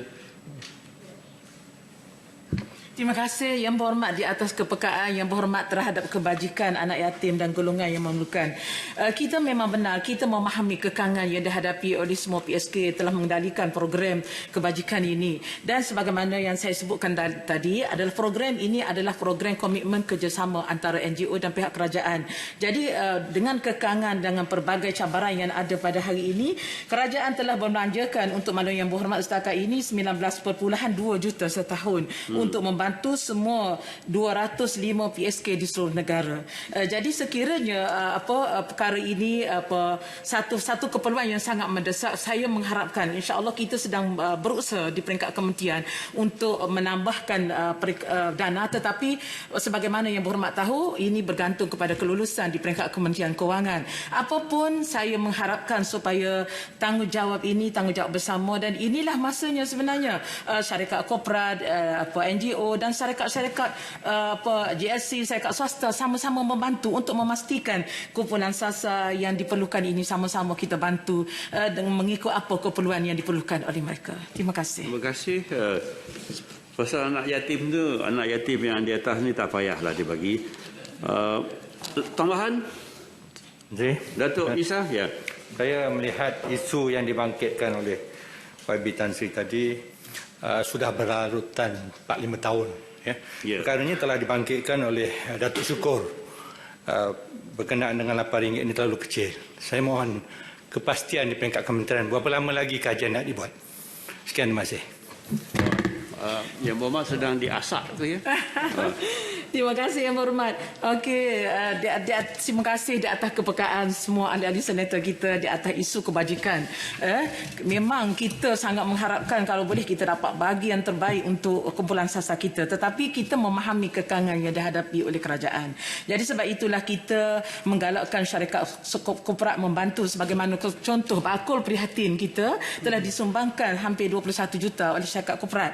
Dan setakat ini pun di antara syarikat yang membantu, Tabung Haji, Petronas, Agrobank Plus, Ayam Mas, McDonald juga ada membantu.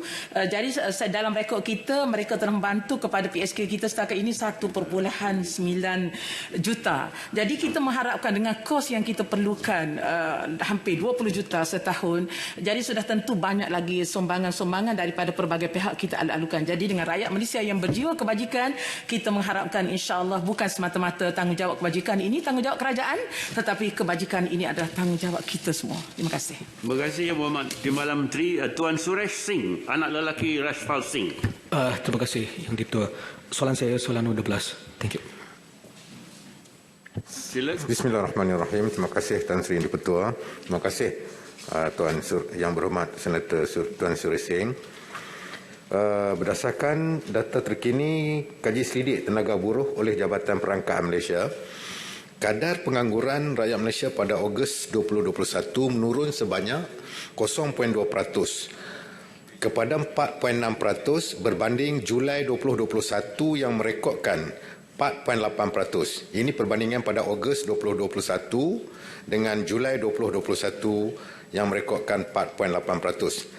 Langkah-langkah dan bantuan yang diambil oleh kerajaan telah melancarkan banyak inisiatif bagi membendung masalah pengangguran di kalangan rakyat Malaysia melalui beberapa inisiatif di bawah pakej ransangan ekonomi seperti penjana, permai, pemekasan tambahan dan pemulih.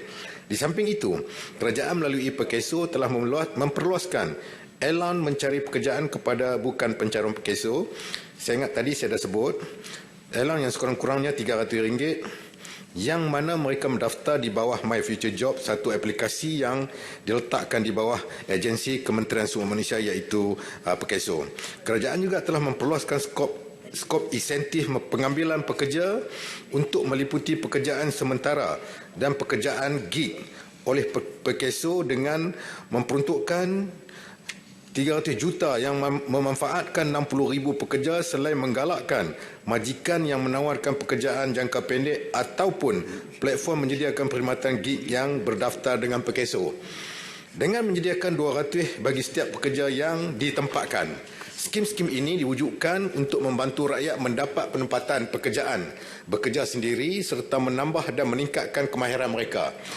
Setakat 14 Oktober 2021, Pembangunan Sumber Manusia Berhad telah meluluskan sebanyak 85,527 pelatih bagi mengikuti skim-skim yang melibatkan penempatan pekerjaan dan pekerjaan kendiri, iaitu tidak ada majikan seperti mana penghantar makanan, rider semua ni, penunggang penghantar makanan. Ini mereka tidak ada majikan, tetapi kita memberi pelindungan kepada mereka, termasuk skim sosial, skim pelindungan sosial seperti PKSO, mana mereka kalau timpa musibah ketika bekerja, mereka juga boleh mencarum dan mendapat pelindungan.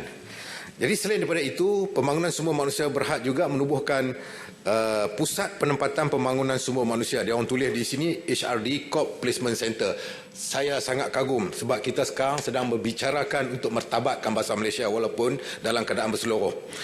Yang berperanan sebagai platform untuk memadankan pekerja dengan peluang pekerjaan yang tersedia oleh majikan. Setakat Oktober 2021, sebanyak 36,997 peluang pekerjaan tersedia melalui Pusat Penempatan Pembangunan Sumber Manusia dan lebih 4,000 pekerja berjaya ditempatkan melalui inisiatif ini. Sekian, terima kasih. Terima kasih. Soalan tambahan? Soalan tambahan. Silakan. Terima kasih Tan Sri, terima kasih Timbalan Menteri. Berdasarkan data daripada My Future Job, sebanyak 1.7 juta peluang pekerjaan telah dibuka dan sebanyak 680,000 yang telah dipohon. Cuma yang mendapat kelulusan seramai 223,000 sahaja, lebih kurang. Soalan saya kepada Yang Berhormat Timbalan Menteri, mengapakah jawatan-jawatan banyak yang ditawarkan ini tidak mendapat perhatian daripada kumpulan sasaran? Apa masalahnya dan apakah solusinya? Terima kasih. Silakan. Terima kasih Tan Sri Yang di-Pertua. Terima kasih Yang Berhormat Senator Engineer Khairil. Memang itulah yang dikatakan tadi, seperti yang dibangkitkan oleh Yang Berhormat Senator daripada Yang Berhormat Wira Usman Aziz berkenaan dengan persepadanan kerja. Yang inilah kita sedang merangka, iaitu bagaimana kita program-program yang kita susun atur ini untuk kita sepadan dengan latar belakang mereka dan kelulusan mereka dan juga kerja-kerja yang ditawarkan dalam pasaran. Buat masa ini, kita tengok bila program yang kita susun atur, bagaimana kita nak mengisi pekerja-pekerja tempatan dalam permintaan pasaran yang tinggi dengan kita tidak menyambung. Buat masa sekarang, kita tidak membuka lagi pintu untuk majikan-majikan mengambil pekerja asing. Dan kita memberi insentif yang sangat tinggi bagi kita nak sepadankan kerja-kerja yang ditawarkan oleh kerajaan kepada anak-anak tempatan kita yang berada dalam pasaran. Kita tengok sebagai contoh, Talent Corp, ini satu agensi kerajaan di bawah Kementerian Sumber Manusia, telah membentuk Badan Penasihat Industri dan Bakat Industri yang dipanggil Talent Advisory Council untuk terus memberi input dan maklum balas dalam segala usaha menambah baik ekosistem penawaran dan permintaan bakat bakat yang ada dalam negara. Jadi saya ubah daripada talent menjadi bakat. Jadi program-program inilah yang kita nak sepadankan dengan kehendak pasaran dan juga permintaan dalam pasaran pengangguran yang terlibat dalam ketika kita menghadapi pandemik COVID-19 dan akan menjadi endemik yang Tan Sri Yang di-Pertua. Sekian, terima kasih. Terima kasih Yang Berhormat Timbalan Menteri. Datuk Razali bin Idris. Soalan tambahan Tan Sri. Terima kasih Tan Sri. Soalan saya nombor 13. Bismillahirrahmanirrahim. Assalamualaikum warahmatullahi wabarakatuh. Salam sejahtera. Terima kasih Tan Sri Yang Bertuah. Terima kasih Yang Berhormat Senator Datuk Razali di atas soalan nombor 13. Tan Sri Yang Bertuah, untuk makluman Yang Berhormat, Kementerian Perumahan dan Kejahatan Tempatan KPKT amat menyokong inisiatif pihak berkuasa tempatan PBT ke arah penggunaan platform perkhidmatan pendigitalan. Ini adalah kerana ia dapat membantu para peniaga, terutamanya peniaga industri kecil dan sederhana IKS untuk memacu operasi dan memastikan kemampanan perniagaan masing-masing dengan lebih efisien dan mudah. Cakap Tan Sri Yang Bertuah. Ya. dalam bahasa Melayu, bahasa Malaysia. Ya, bahasa Malaysia. Tiada peraturan dan syarat khas diletakkan di bawah KPKT, termasuk di kalangan peneraju super apps. Super apps ni nak translate ni payah Tan Sri. Tapi peniaga digital lah. Peniaga digital. Ya. PBT sentiasa terbuka dengan perkembangan digital dan menyokong usaha untuk melaksanakan perkhidmatan perdigitalan. Sebagai contoh, PBT di Pulau Pinang telah melaksanakan inisiatif pembayaran tanpa tunai di 56 buah pasar awam di Pulau Pinang yang melibatkan 1,512 orang penjaja dengan nilai transaksi perpindahan wang, transaksi itu sebanyak 7.15 juta. Selain itu, PBT di Selangor turut membantu mempromosi program Selangor e-Bazar Raya melalui Shopee kepada peniaga bagi meningkatkan penjualan dalam talian. Dan sebelum Majlis Pebandaraya Ipoh MBI pula telah menggariskan 2 inisiatif dalam Pelan Tindakan Bandar Pintar Ipoh 2030 di bawah domen Smart Economy. Smart Economy khusus Dasri. Ini pun susah. Ekonomi pintar. Ekonomi pintar. Ya. Iaitu penerapan ekonomi digital dan e-wallet. Majlis Pebandaraya Ipoh telah menjalankan kerjasama dengan beberapa perkhidmatan digital serta Grab untuk mendigitalkan perkhidmatan pasar besar Ipoh serta penggunaan MEI dari Maybank Berhad bagi perkhidmatan cashless di bazar tanpa tunai di bazar Ramadan yang lalu. Majlis Pebandaran Kemaman di Terengganu juga mempunyai perancangan di masa hadapan bagi membantu peniaga menyertai ekonomi dan platform perkhidmatan digital melalui kerjasama dengan penyedia perkhidmatan digital. Perkara ini direalisasikan melalui kerjasama Majlis Perbandaran Kemaman dengan penyediaan perkhidmatan digital seperti Food Panda, GrabFood, Halo, Touch and Go dan beberapa perkhidmatan cashless tanpa tunai yang lain bagi meningkatkan kesedaran untuk menyertai aktiviti pendigitalan dan seterusnya membantu dalam peningkatan ekonomi peniaga-peniaga yang terlibat. Terima kasih Tuan Sri. Terima kasih. Soalan tambahan? Soalan tambahan sikit Tan Sri. Saya. Terima kasih Yang Berhormat Timbalan Menteri, soalan yang jawapan yang padat dan pendek. Cuma ada sikit tambahan. Adakah kementerian bersetuju untuk memasukkan setiap perkhidmatan yang disediakan dalam PBT sebagai alternatif pelbagai di dalam platform peneraju super apps sebagai satu usaha yang efisien dan efektif terutama kepada rakyat sebagai pemegang taruh? Mohon penjelasan. Terima kasih Tan Sri Tua, terima kasih Yang Berhormat Datuk Wazali. Pandangan Yang Amat Serta cukup baik dan Tan Sri saya akan bawa ini kepada kementerian kita kerana setakat ini bidang e-dagang ni, perniagaan digital ni tidak letakkan di bawah Kementerian Perumahan dan Kecerdasan. Dia saya kira lebih kepada di bawah Kementerian Komunikasi dan Multimedia. Sebab itulah sangat insyaAllah saya akan bawa perkara ini di perangkat kementerian dan kita akan collaborate dengan kementerian-kementerian yang berkaitan supaya peluang-peluang ataupun faedah-faedah yang baik di segi pendigitalan ini dapat digunakan oleh peniaga-peniaga kita walaupun di perangkat luar bandar. Terima kasih Tan Sri Ketua. Terima kasih. Tadi disebut touch and go ya. Dah lama benar tu. Patutnya dulu sentuh dan jalan. Tapi apa boleh buat, dah lama. Ada tambahan tak? Soalan tambahan tak ada? Baik, kita berpindah pada Puan Lim Hui Ying. Terima kasih Tan Sri Yang Dipertua. Soalan saya soalan ke-14. Silakan. Terima kasih Tan Sri Yang Dipertua. Terima kasih Yang Berhormat. Tuan Yang Dipertua, Pusat Krisis Sehenti atau One Stop Center, sebutannya OSCC, adalah salah satu skop perkhidmatan yang disediakan oleh Jabatan Kecemasan dan Trauma Hospital Kementerian Kesihatan di seluruh Malaysia yang beroperasi 24 jam setiap hari bagi mengendalikan kes-kes seperti penderaan kanak-kanak, penderaan seksual serta keganasan rumah tangga. Perkhidmatan OSCC ini disediakan di 135 buah hospital Kementerian Kesihatan. Sebenarnya Program ini telah bermula sejak 1996 dan Malaysia adalah negara yang awal sekali di ASEAN yang mengadakan program OSCC ini. Jadi kita adalah orang yang awal. Ia merupakan perkhidmatan komprehensif yang melibatkan integrasi dari pelbagai agensi seperti PDRM, JKM dan pelbagai jabatan di hospital seperti Jabatan Forensik, Jabatan Pembedahan, Jabatan Obstetrik dan Ginekologi, Jabatan Psikiatri, Unit Kaunseling dan Jabatan Kerja Sosial Perubatan. Pengurusan mangsa-mangsa ini dibuat secara menyeluruh bagi memastikan kesinambungan penjagaan dan rawatan bermula dari fasa krisis sehingga fasa pemulihan.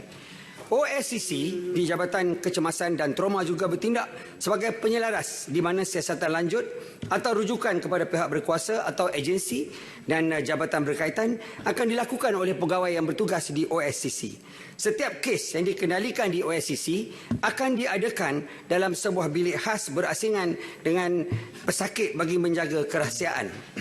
Segala prosedur seperti pemeriksaan perubatan, pengambilan dan pengurusan bahan bukti serta dokumentasi perubatan dilakukan di sini dalam keadaan yang selamat. Tuan Ibu Ketua, rawatan awal turut diberikan di OSCC sekiranya mangsa penderaan mengalami kecederaan.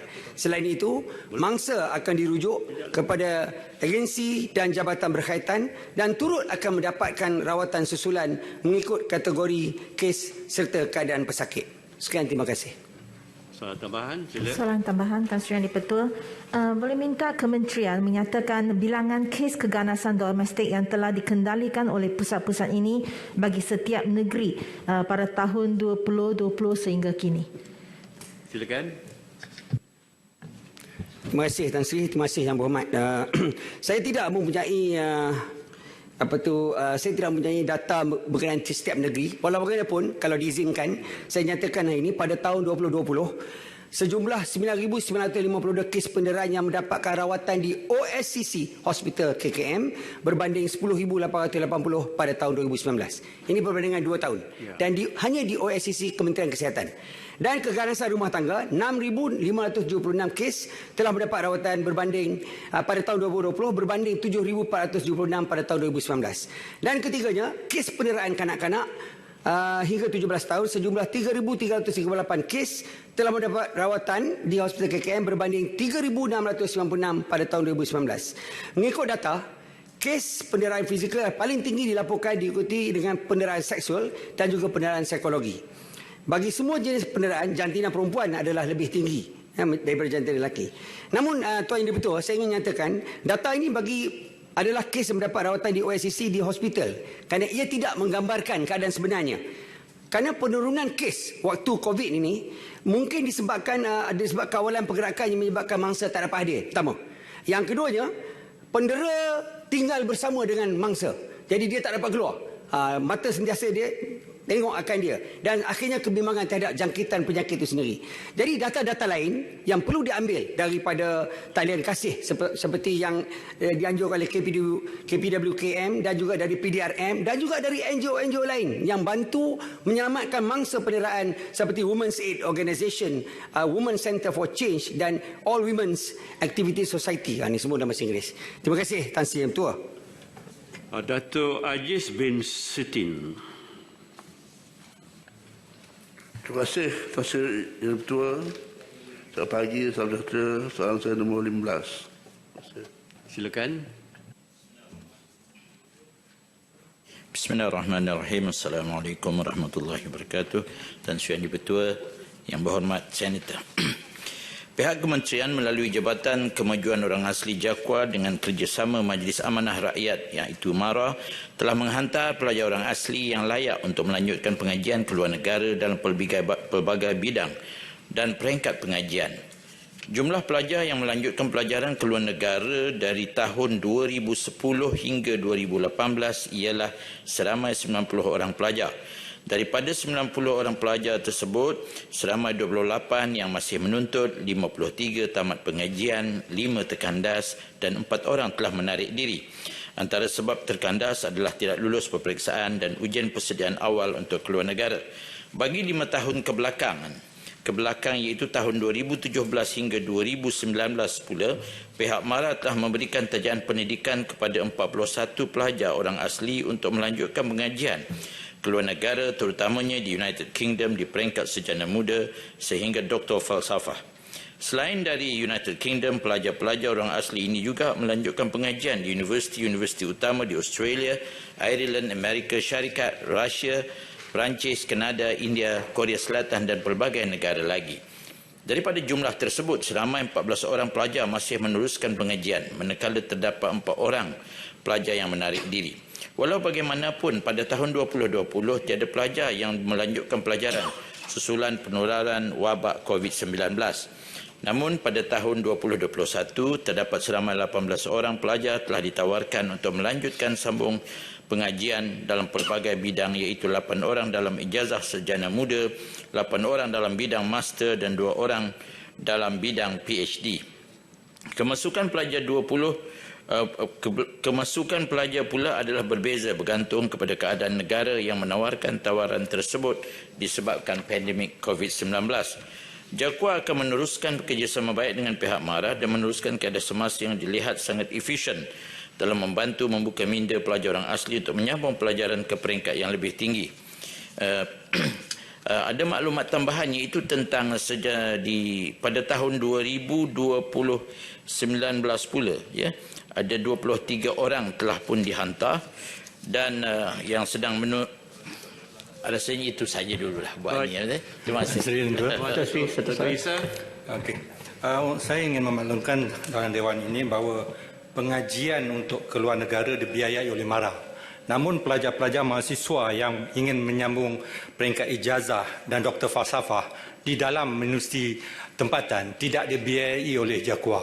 Saya mohon perkara ini diperluaskan dan mohon kalau dapat ianya diluluskan oleh pihak kementerian. Sekian, terima kasih. Boleh bawa ke kementerian tu? Sila. Terima kasih Yang Berhormat Senator. Saya akan mengambil perhatian perkara tersebut dan dibawa ke kementerian. Terima kasih Yang Berhormat Timbalan Menteri. Sesi soal jawab sudah selesai. Setiausaha. Aturan urusan mesyuarat dan usul-usul menyambung semula perbahasan ke atas usul rancangan Malaysia ke-12 di bawah Peraturan Mesyuarat 26.3 Peraturan Majlis Mesyuarat Dewan Negara. Dijemput Yang Berhormat Senator Puan Rita Sarimah, anak Patrick Insul untuk meneruskan perbahasan. Selamat pagi dan salam sejahtera. Terima kasih Tuan Yang di-Pertua kerana memberi saya peluang untuk membahaskan rancangan Malaysia ke-12. 5 patah perkataan di dalam rancangan Malaysia ke-12 melonjak, menarik perhatian saya. Transformasi, berani, radikal, inklusif, sejahtera. 5 patah perkataan ini merumuskan rencana kerajaan untuk membawa negara ke status negara berpendapatan tinggi yang inklusif dan mensejahterakan rakyat. Ke arah sasaran tersebut, kerajaan akan mengambil tindakan yang berani dan radikal. Tuan Yang di-Pertua, saya akan menyentuh beberapa perkara yang sangat dekat di hati yang memerlukan transformasi yang berani dan radikal demi kesejahteraan ahli-ahli keluarga Malaysia yang berada di pinggiran. Yang pertama, pendidikan di luar bandar.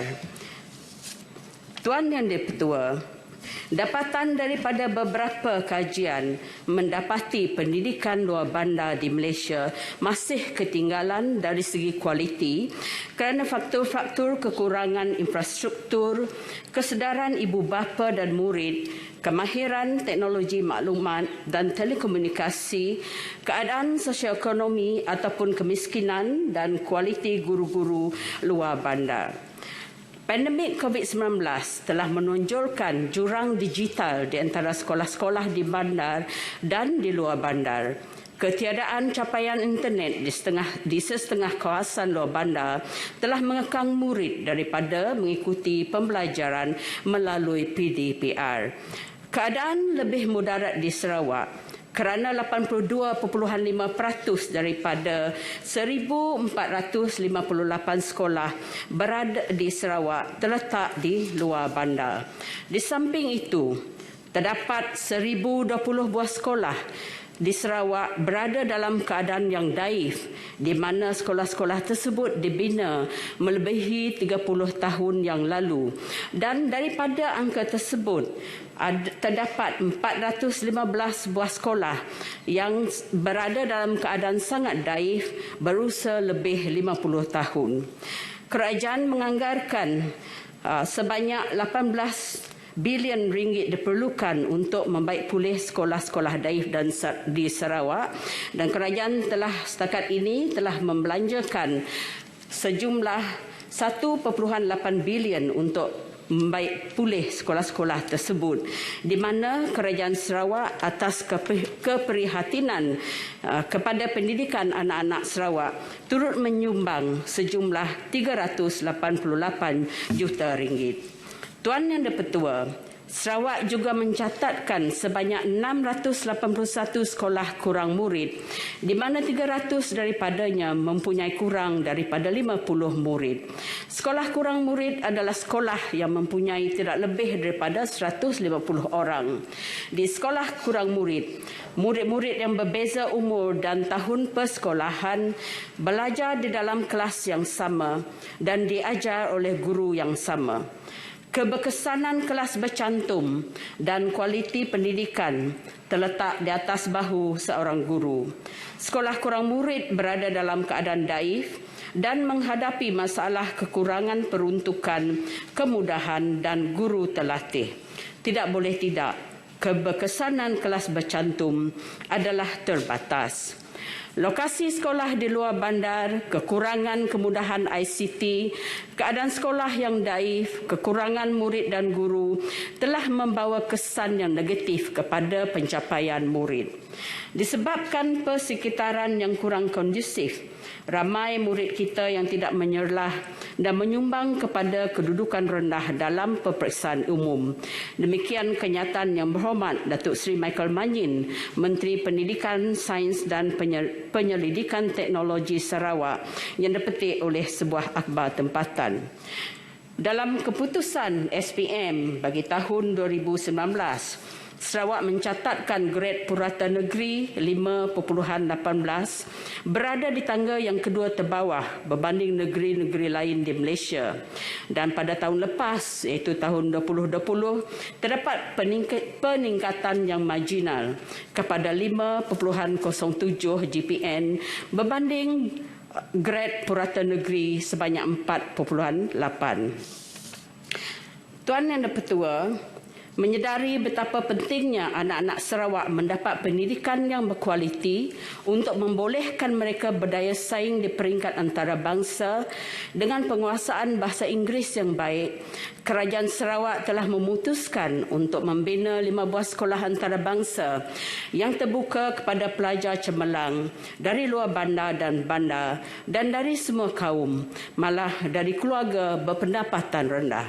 Saya meminta supaya Kerajaan Persekutuan menyokong inisiatif Kerajaan Sarawak yang amat baik ini. Tuan Yang di-Pertua, masalah sekolah kurang murid bukanlah hanya dialami di Sarawak, malahan dialami di seluruh Malaysia. Di peringkat berdasarkan kajian yang dilakukan oleh Kementerian Pendidikan seperti dipetik oleh akhbar tempatan, hampir 30% daripada kira-kira 10,000 sekolah di seluruh negara ialah sekolah kurang murid. Pendirian Kementerian Pendidikan ke atas perkara ini seolah-olah meletakkan keputusan sama ada untuk menutup atau menggabungkan sekolah kurang murid kepada ibu bapa dan komuniti setempat. Saya nak tanya, bagaimana dengan kepentingan kanak-kanak yang berhak untuk mendapat pendidikan berkualiti? Mengapa kepentingan mereka tidak diutamakan? Sia-sia kita menzahirkan pelan pembangunan pendidikan negara jika matlamat utama tidak tercapai. Amat memilukan kanak-kanak tiada kuasa untuk membela masa depan mereka sendiri. Sebagai pembuat dasar, Kita mesti berani mengambil tindakan yang radikal walaupun tidak popular. Ini intipati Rancangan Malaysia ke-12, transformasi yang berani dan radikal. Tidak mengambil tindakan bukan satu pilihan. Tuan Yang di-Pertua, sejak pandemik COVID-19 melanda, satu Malaysia kecoh dengan generasi yang hilang. Satu Malaysia prihatin dengan generasi yang tersisih. Tetapi pada hakikat yang sebenar, pelajar-pelajar di luar bandar sudah lama tersisih. Bukan sahaja satu generasi yang hilang, malah berpuluh-puluh generasi yang telah hilang. Tuan Yang di-Pertua, negarawan kebebasan terkemuka mendiang Nelson Mandela menyatakan bahawa dengan izin, children are our greatest treasure, they are our future. Tuan Yang di-Pertua, dalam kita mengejar pertumbuhan ekonomi berimpak tinggi, berteknologi IR 4.0, mengasah bakat ke arah memperkasakan ekonomi digital, saya meminta kerajaan tetap komited mentransformasikan pendidikan di luar bandar.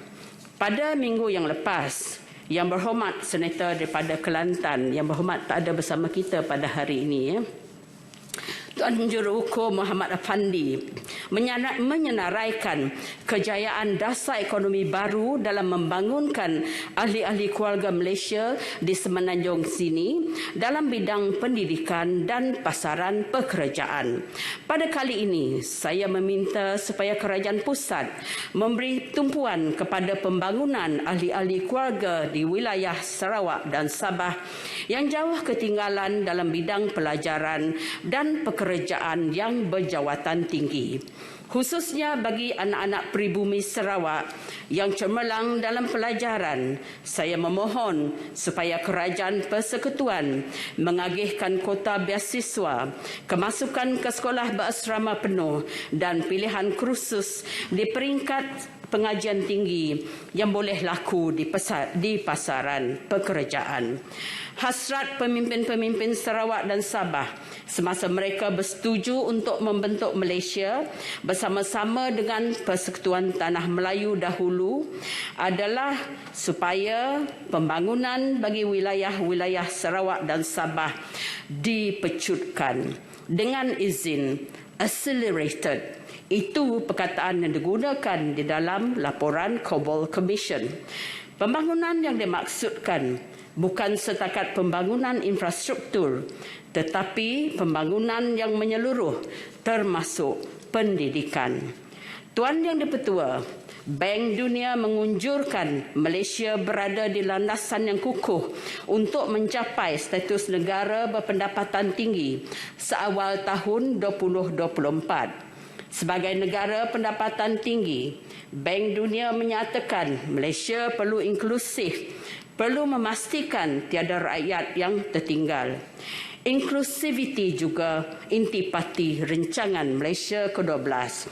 Semoga kerajaan, pemimpin politik dan pihak-pihak berkuasa diberi kekuatan dan bimbingan untuk membuat transformasi yang terbaik untuk keluarga Malaysia.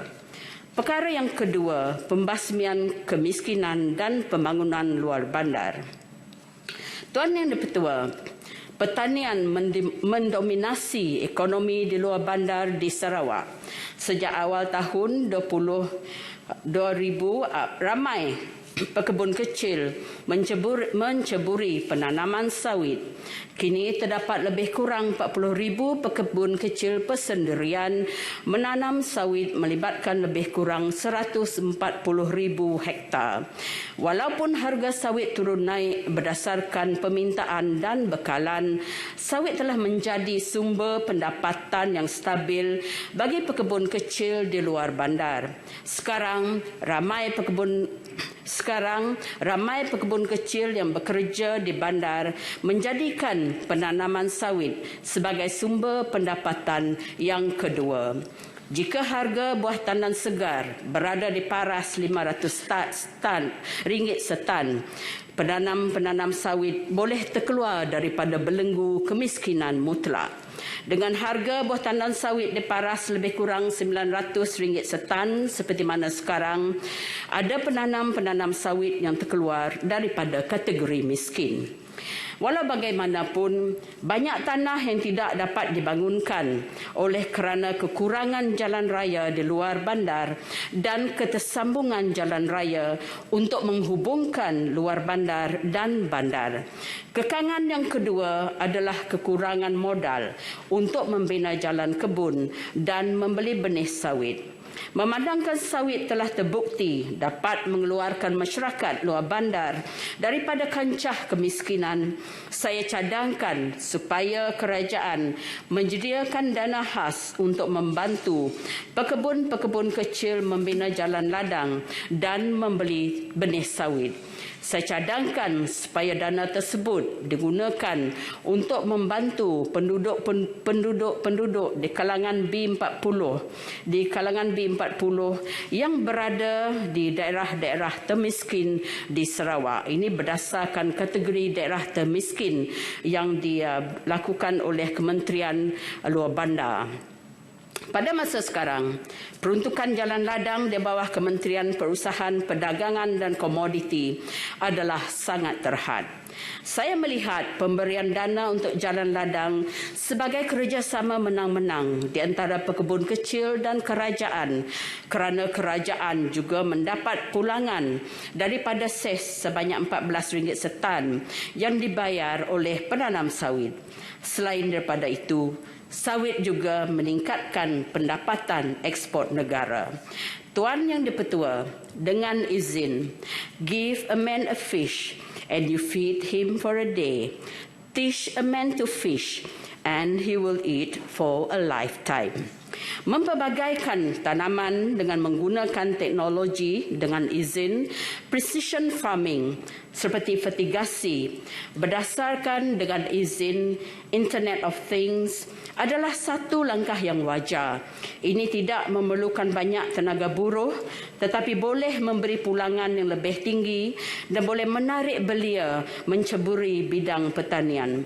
Saya berharap lebih banyak lagi agropark dan rumah hijau seperti yang telah dibangunkan oleh Kerajaan Sarawak di Taman Kekal Pengeluaran Makanan Rempangi didirikan supaya negara beralih kepada pertanian pintar dan meningkatkan pengeluaran agroproduk yang berkualiti tinggi. Satu kekangan yang dihadapi oleh penanam sekarang adalah pasaran tempatan yang terbatas seperti untuk nanas dan sebagainya. Oleh yang demikian, cadangan untuk mendapatkan syarikat peneraju yang menyediakan bantuan teknikal dan akses kepada pasaran amat bertepatan. Saya berharaplah apabila farma ditransformasikan nanti, pihak farma boleh menawarkan harga yang kompetitif kepada petani-petani kita. Di Sarawak, usaha mendapatkan syarikat peneraju telah dilakukan melalui Kementerian Pemodenan, Pertanian, Tanah Adat dan Pembangunan Wilayah, di mana syarikat-syarikat swasta yang berpengalaman telah dilantik untuk menjadi peneraju bagi durian dan kelapa. Tuan Yang Dipertua, perkara yang ketiga, meningkatkan kualiti kehidupan. Di setengah kawasan luar bandar, di mana pembangunan ekonomi masih malap, ramai rakyat miskin yang menghuni rumah yang daif.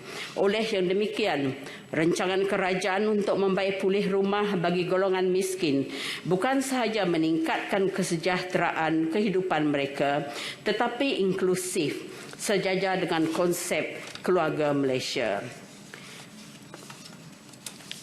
Tuan Yang Dipertua, menjelang tahun 2040, kira-kira 85% populasi global dianjurkan akan tinggal di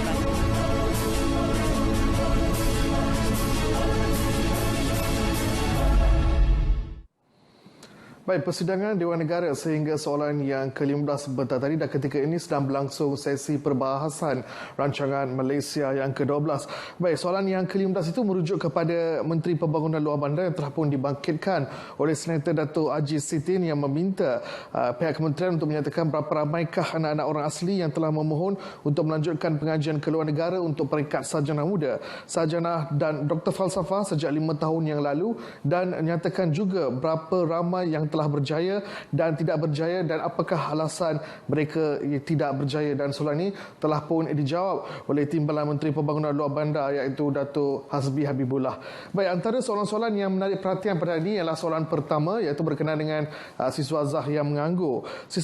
Statistik siswazah oleh Jabatan Perangkat Malaysia melaporkan kadar pengangguran siswazah meningkat sebanyak 0.5% daripada 3.9% pada tahun 2019 kepada 4.4% pada tahun 2020. Justru Kementerian Semua Manusia telah menyediakan pelbagai program bagi mengatasi masalah tersebut dengan program perantisan, program kemahiran digital bagi kerjaya hari esok, geran fasilitasi penempatan latihan industri dan program pekerjaan jangka pendek atau lebih dikenal sebagai MyStep.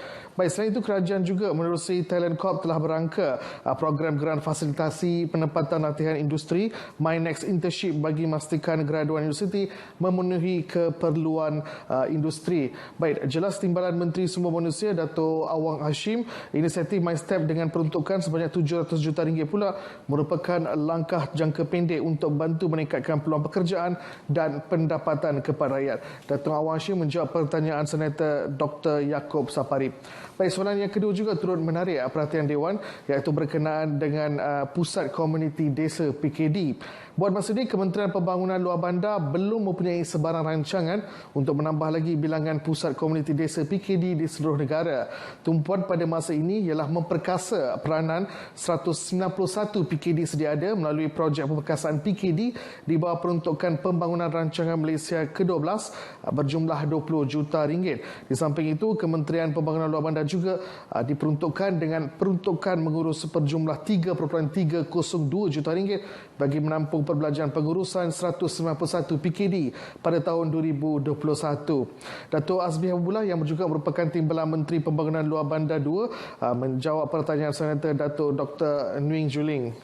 Baik, seterusnya adalah soalan yang ketiga berkenaan dengan aduan-aduan yang telah diterima oleh Kementerian Perdagangan Dalam Negeri dan juga Hal Ehwal Pengguna sejak Januari 2021 sehingga 17, iaitu sebanyak 9,666 aduan yang membabitkan pelbagai kesalahan transaksi secara dalam talian. Baik, Menterinya Datuk Seri Alexander Nathalinggi berkata aduan tersebut merangkumi 7 kategori kesalahan dan disiasat di bawah pelbagai salah laku urus niaga perdagangan elektronik. Bagaimanapun, pengguna digalakkan untuk melaporkan sebarang salah laku berhubung urus niaga ataupun urusan jual beli di dalam talian.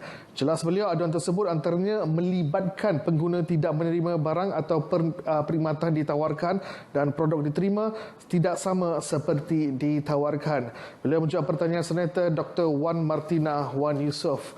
Baik, selain itu juga yang menarik perhatian Dewan adalah berkenaan dengan dos penggalak. Keputusan pemberian dos penggalak menggunakan jenis vaksin berlainan atau heterologus masih belum dimuktamadkan meski kajian klinikal dilaksanakan di luar negara menunjukkan pelaksanaan kaedah itu adalah selamat dan berkesan.